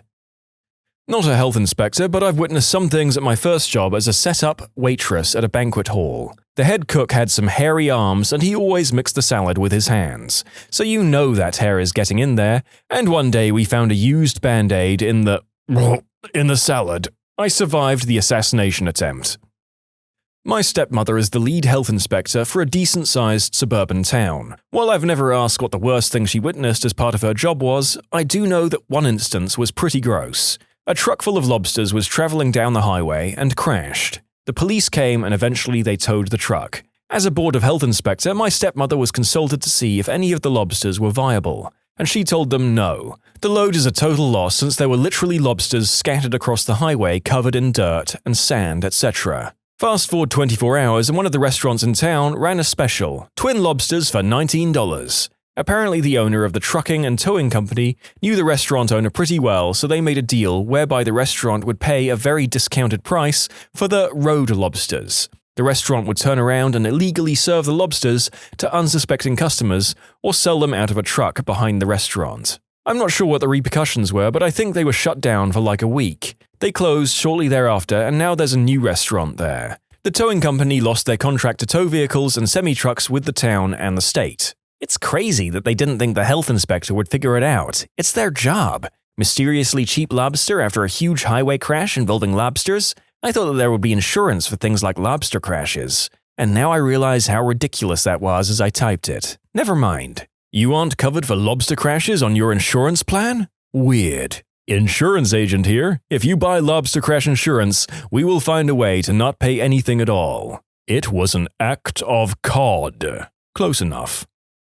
Talking 10 years as an inspector. Most dangerous is usually not the most disgusting. I've seen entire walk-in coolers at 55 to 60 degrees Fahrenheit, and the staff didn't even notice anything wrong. I've seen piles of mice that died getting stuck in grease behind the fryer. I've seen staff throwing raw burgers within the grill, then making a salad right after with their bare hands. I've seen squirrels and birds roaming freely inside a bread manufacturer. The stereotypes, unfortunately, are true. Chinese restaurants are almost always filthy. The most common critical violation? Dish machine not sanitizing properly. What's the most petty, passive-aggressive move you've ever played? I just hit the passive-aggressive zenith. Played a YouTube video of someone eating crisps loudly while someone else ate crisps loudly, because I can't be bothered to ask them to stop. Basically, this guy is one of those people who manages to do everything that is annoying. Whether it's banging desks, talking loudly on the phone, laughing loudly, munching crisps with his mouth open, etc., all distracting in our very small office. I'm not saying I'm not a prick, but I'm tired of picking the guy up on things he should be able to work out for himself. Has anyone else surprised themselves with their own petty behavior? As pointed out, it probably isn't properly passive-aggressive. The reason I didn't directly approach the guy is because I've done it so many times with so many other things that he's becoming combative and resistant. I'm tired of getting into semi-pissy debates, and I'm at the point where I think he should start actively taking responsibility for the things he does in the small office we share. I always ask if people mind if I put on music or close curtains, etc. I was on the receiving end of some epic passive aggression once. I was in the 12 items or less line at the grocery store, and as usual had counted my items before I got in the line. An older couple got in line behind me and clearly did not think I had done so. They spoke loudly to each other, I guess hoping to embarrass me. "That doesn't look like 12 items to you, does it, Marge?" etc. This continued on, and when it was my turn, one started, "Let's count. 1, 2, 3. I started wondering if maybe I miscounted, feeling a little panicky as I usually try not to be a D-bag. Then finally, 10. Oh! The cashier laughed. I needed to do nothing. The backfiring of their plan was plenty. Although I now look on that situation with that single regret. I should have also written a check, asked for paper and plastic, and for rolls of quarters. Darn it. I would have grabbed 3 packs of gum and put them on the belt with my stuff just to screw with them after that little act. I used to be a resident advisor in a college dorm. One of the dorm activities was on personal hygiene, with free stuff available like deodorant, shampoo, razors, etc. One of my residents couldn't be bothered to speak with his roommate about his disgusting habits, but he sure took about a dozen of those flyers and put them up all over his roommate's side of the room. Ah, that's like a lower effort version of the good old post-it note. Best friend of any passive-aggressive flatmate. The neighbor in my girlfriend's apartment will let their gosh darn alarm go off for like a good 5 minutes before they even try to stop it. They don't hit snooze like a normal person. They just lay there and let it buzz over and over and over again. It was going on longer than usual, so I ended up pulling out my phone and turning on the meltdown alarm and basically pressing it directly into the wall. On top of the horrendously loud noise, it was also buzzing the whole wall. They turned their alarm off within 10 seconds and haven't done it since. If this ever happens again, get a screaming mini alarm clock from any truck stop. It's 110 decibels of get the frick out of bed. Treat it like a grenade. Set it for 1 minute, it's a timer, and toss it in their window. It's brought people to tears because they couldn't turn it off. Oh, thank you for that wonderful idea. My neighbors don't have a problem with their 16-year-old son and his idiot friends going out at 2 a.m. drunk as frick in their backyard, yelling and screaming till the sun comes up. Nobody around will say anything because I live with a bunch of old fricks and I don't want them damaging my car. So I just ordered one of these. This Sunday, I'm throwing it in their yard the second they decide to go in, because they always go out every weekend and do this crap. It's going to be so worth the money, even if I have to do it every weekend. My old roommate's friend always used to come over and drink my cans of Pepsi.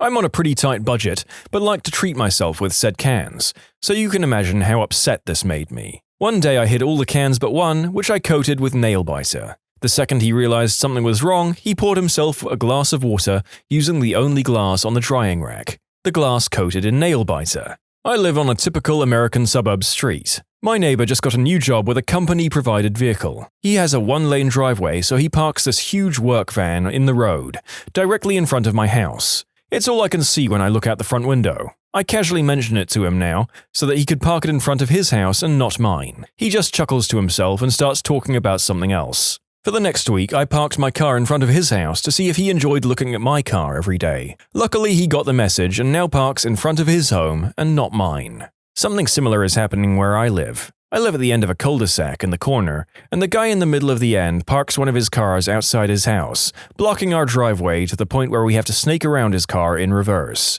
Meanwhile, his other car sits in his driveway that is thin but long enough for 2 cars. Did I also mention that both he and his wife are retired and rarely leave the house? We have other neighbors with similar situations, so everyone keeps moving their cars like a game of chess to park in front of each other's houses to annoy each other. They are all gradually getting more and more teed off with each other, and just when they are at the tipping point, I'm soon to be adding a new car to the scenario. I will park it in the worst place and watch the drama. Skip passive-aggressive, go fully aggressive. Buy a beta car, spend under $500. Insure minimally. Put the beta in your driveway. Wait until your neighbor blocks your driveway. Nail the neighbor's car. Blame the neighbor for being parked in front of your driveway. Take no responsibility. Repeat until the point has been made. Sell the beta for whatever you paid for it.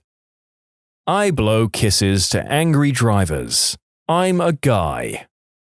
On an airplane flight this past summer, the guy in front of me reclined his seat until he was practically resting his head on my chest. I politely asked him if he would please put his seat up. He just looked at me and said no. I then turned my air vent on full blast aimed right at his face. When he reached up to adjust it, I pushed his hand away. "Excuse me, that's my air vent. I like it that way." He ended up leaning forward the entire flight, but left his seat reclined practically to my chest. We were both uncomfortable the entire flight, but neither of us would give in. As my wife put it, so this is what happens when an inconsiderate butthole meets a passive-aggressive pee-pee. Later, several people have called bullcrap on my claim that the seat tilted back all the way to my chest. I'm 5'10" and my legs aren't long, so that my knees will touch the seat in front of me. For that reason, I don't usually have a problem with people in front of me leaning back. I don't really enjoy it, but it's not a big deal. I don't know if this guy's seat was broken or if it was some sort of sleeper sofa unit that belonged in a long-haul flight or what, but I ended up looking down on that guy's face like I was his dentist. It sucked.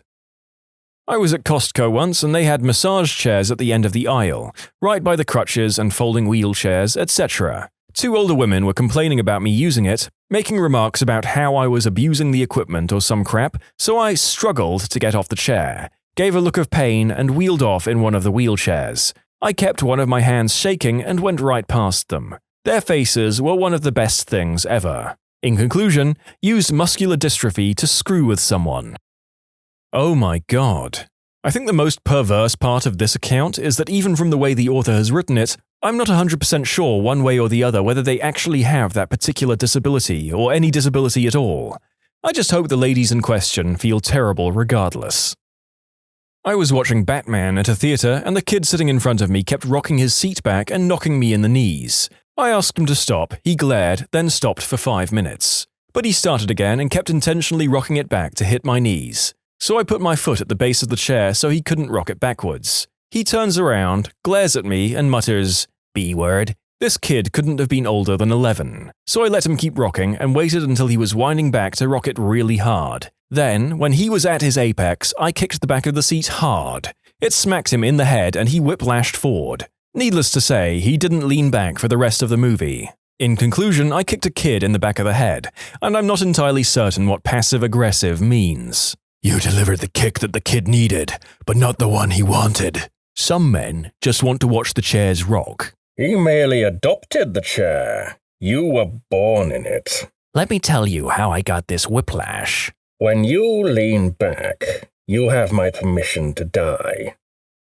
There's these two girls who sit behind me in one of my classes that don't shut up. No matter what my professor says, they always have to talk about it between the two of them. After doing this, it's always leading into longer discussions between them. It's freaking annoying because I'm actually interested in what my professor has to say. He tells some pretty interesting stories. One day, I'd had enough of it. When they started talking again, I took my laptop out and made a new Word document. I made the font large enough to where they'd be able to read it and typed 4 simple words. Shut the frick up. I cleared my throat very loudly, I should add, and just slightly moved out of the way to where they would be able to read it. That was 2 weeks ago, and they haven't said a word in class since. I had the same problem in my philosophy class. For about a week, I would type everything that they said. At the end of the week, I handed them each a transcript of their conversations. I pulled the same thing last finals period. I was on the quiet floor of our student center, where not even the laptops are allowed. The clicking of the keyboard is too loud. There was this girl furiously typing on her laptop and having a cell phone conversation about her child termination. It was very, very distracting, and no amount of throat clearing and angry looks got her attention. So I scribbled, "Shut the frick up," in Sharpie on my notebook, coughed loudly, and held it up for her to see. She got up and left, and I got a very enthusiastic round of golf claps. In college, I had the worst roommate. She would stay up all night, sleep all day long, and dramatically sigh or groan if I accidentally woke her up by, being in my dorm room during the day. She also could not shut up for about 5 minutes. She literally wandered around our room muttering to herself mostly, "Frick!" and "Jesus Christ!" And if she wasn't doing that, she was sighing and groaning and slamming drawers shut. She also left food that should have been refrigerated out on her desk for weeks at a time, including stacks of burgers still in their paper wrapping. It smelled. Anyway, she mentioned once how she hated living in the dorms because she couldn't smoke in there. I casually brought up how my last roommate broke her contract and moved into a house mid-semester, and she just loved it. New roommate got excited and started to look into getting an apartment. What I didn't mention was that it costs $1,000 plus that month's dorm fee to break said contract, and apparently she managed to sign up for this without noticing that fine print either, because for about a week after she had screaming matches on the phone with her mum about the money. A week later she was gone and I had the room to myself for the rest of the semester. It was great. I would feel bad, but living with a frantic, swearing, sleep-deprived burger hoarder was too much for me. In conclusion, talked Oscar the Grouch into breaking room contract, resulting in unforeseen expenses on her part. Oofed. I mean, she was probably outright told by student housing that it would cost her money, so hopefully decided to move despite that fact of life. It just sucks that it sounds like her mother had to foot the bill. Mine is a painful memory to relive, but I'll do it for the sake of this thread. Me and my then-university roommate shared this tiny room with one double-decker bed, a cupboard, 2 tables, and a mirror. The mirror is depressingly important in this story. It was opposite the bed so that I, sleeping on the top bunk, could actually see what my roommate was doing underneath. You know where this is going. So one day I woke up to this horrible squelching sound. In my mind, I knew what it was. I just didn't want to entertain the idea. It must not be that. It can't be. Furtively, I glanced at the mirror, knowing that the reflection would take a little bit of my soul with it. Sure enough, it was my roommate, under my bunk, pumping vigorously in his boxers. I have never seen anyone beat it that feverishly. It was almost beautiful in some sick, perverse way. Okay, so the problem was that he kept doing this. I kept waking up to the sound of the guy who watches Matrix Reloaded daily, frantically beating off in his boxers. Even worse, sometimes he'd let out an ugh sound that chills me to this day. I cannot watch Japanese adult flicks because of him. I didn't even know what to do. Should I accept my fate and consider this morning jerk session as some kind of cruel alarm clock? One fateful day I was woken up to the usual squelching sound, and I decided to do something about it. I just cleared my throat. He immediately stopped. And it was then that he knew I knew. We never spoke again, and he moved the following semester. You fricker. I know you're on Reddit. If you're reading this, I'm going to come and spank the monkey in front of you one day, drunk, you mother fricker.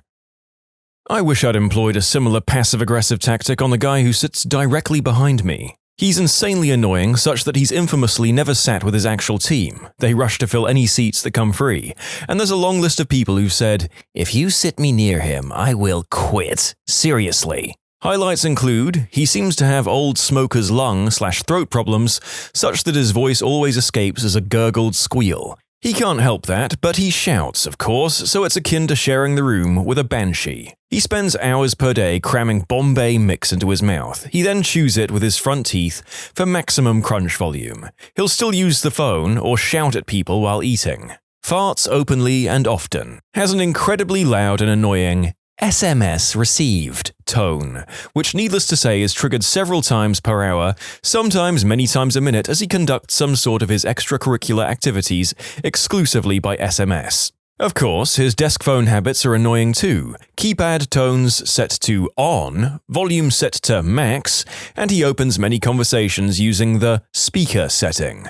He has dozens of keys plus his security tags on a long chain which he slaps and drags about on his desk, like he's a fricking poltergeist. That's right, he's a banshee and a poltergeist. I cracked after weeks of this and told him to shut the frick up. On a Friday morning when he was screeching at the team opposite solidly for an hour telling his version of what passes for a joke. He responded with abuse, so I went unpunished, but I still know I made a mistake being aggressive and swearing at work. On second thoughts, I wish I'd killed him with a stapler. I'm a live sound tech. My job's success rate depends on me being passive-aggressive. Oh, you turned your guitar amp up again? Cool, I hope you like me cranking the crap out of your guitar in your monitors now, butthead. I've been to shows where the band members straight up sit there and yell at the techs. Isn't that someone you should be polite to, considering they can make your entire set sound like crap? I've been yelled at from some idiot on stage for problems they were creating. Oh, not to mention a room full of people between us. I muted his mics, sipped on a beer, and stood there and smiled at him as he had a tantrum. Does this count? Drunk buttholes being loud outside residence buildings at some ungodly hour on a Sunday night. Hey, do you guys ever watch? A watch? Yeah, I need to know what time it is. 3:30. Okay, cool. Now that you know that it's 3:30, can you shut the frick up? Oh yeah, this one. Had a guy watering his garden at 2:30 a.m. once, in the summer, when you have your windows open. I leaned out. Hey mate, why don't you water your garden at 4 a.m. like normal people? Whenever some butthole is tailgating me on the road, I hit the windshield cleaner button and just hold it. Usually, I can get a good consistent spray of water to obstruct their view. They usually change lanes after that. Bonus points for me if their windshield is dirty and their wipers are bad, leaving behind a dirty, muddy mess. Also, if you're all in on this idea, you can take a pin and adjust the angle on one of your nozzles to spray directly over your car for maximum effectiveness. I had a wagon and it had a rear view sprayer, so I pulled it out and found the best angle to hit tailgaters right in the window. It was awesome. People would either get super mad and go into a rage, or most of the time start laughing and back off. I mean, I can't possibly condone this, as you could cause a crash if they're particularly jumpy and unprepared, but it is damn funny, and I'd be tempted to try it. I put 3 staples in my stapler at a time so people will stop using the one on my desk. There's an empty desk right next to me with a fully loaded stapler no one ever uses. I realized this is ridiculous. I was in Walmart once and this kid was screaming. I tried to ignore it. I thought about asking the parent to quiet the kid down. You could hear him through the whole store. Finally, I just stood at the end of the aisle they were on and started screaming back at him. The mother was horrified, but after about 10 seconds of yelling back and forth, the kid finally stopped. My mother would do the same with me when I was a child. Once I threw myself to the ground and started screaming, and she just lay down beside me and watched me with her poker face until I stopped. It worked every time. Every time I was working on a good tantrum, my mother would offer to clear out a space for me on the floor and tell me to let her know when I was finished. The residents at the pool I work at complain about everything, making the shifts that my co-workers and I work extremely trying on our patience. It eventually got to the point where a number of residents petitioned to get one of the guards written up because she was sucking a lollipop in an inappropriate manner while on stand. As head guard of the facility, all of these complaints went to me. Eventually, I got sick of this and took action. What the residents didn't realize up until about halfway through the summer is that the pool they use has a number of small rules that no one really acknowledges, because honestly, it's not worth anyone's time to enforce them. These rules include things such as enforcing designated areas to eat and a sort of blanket ban on alcohol. From July 25th on, under my authority, every guard was required to reprimand all residents on every single infraction, in order to give them a taste of their own medicine. I can honestly say there is nothing more satisfying than having one of my guards stop a hated resident from enjoying a few drinks with whoever they're with, and then looking them right in the eye and just absorbing their hatred. It's sublime. When I was pretty young, maybe 13-ish, my younger brother, 11-ish, kept frustrating me by stealing my CD player, and I was out for clever revenge. We had a CD recorded by a band from the local church called Flying Sheep. Something something Jesus and flying animals, you know the drill. The first track of the CD was 45 seconds of sheep noises. When he went to sleep, I snuck into his room quietly, located my CD player, set it to loop track 1 and turned the volume way down. About every 5 minutes I'd sneak in again and turn the volume up a little more. I did this for about 2 hours until there was nothing but bleating sheep at full volume about 4 feet from his head. My brother slept like a log, so he slept for the whole 7 hours, with sheep noises beamed directly into his brain. He woke up pretty angry. Apparently he had dreamed about trying to herd aggressive sheep all night long. Sweet revenge. If someone is really annoying me with what they're saying, or chewing loudly, smacking gum loudly, or making annoying drum noises with their mouth, I will sometimes turn music on and slowly turn it up to the point where I can't hear them over it. Sometimes I will even look them dead in the eyes while I do it. Well, that's better than my sighing tactic. Bravo! Whenever my roommate shaves, he always leaves little bits of hair in and around the sink. As other people's hair has always made me cringe, I repeatedly asked him to stop, but there would always be hair in the sink. So I waited. For 3 months, I grew my pubic hair to the most glorious length it has ever been and shaved it all off into the sink, and left it. I haven't had any problems with my bathroom since then. In conclusion, a wild bush appeared. The last 4th of July, some friends and I went down to the pier to watch the fireworks. We were sitting down when this couple decided the perfect spot for them was standing directly in front of us. I'd been drinking a bit, so it seemed like a good idea to bark like a dog. Not like a mean pit bull or something, more like a high-pitched chihuahua. I do a really good impression, by the way. They started turning around looking for the dog until they realized it was me. I looked them in the eyes and started barking with an even higher pitch. I think they thought I was crazy because they just whispered to each other and left. The old man sitting next to me gave me a high five. Watching my daughter at gymnastics, woman next to me was smacking her gum like a cow. I pulled out a pen and sat there clicking the button until she got fed up and left. When you subscribe, make sure to hit the bell to turn on notifications. Put the playlist on in the background to finish listening to all the stories, linked at the top of the description. And if you like Am I the Genius, give Am I the Jerk a shot, linked in the description too. Either way, thanks a lot for watching, and we'll see you guys next time.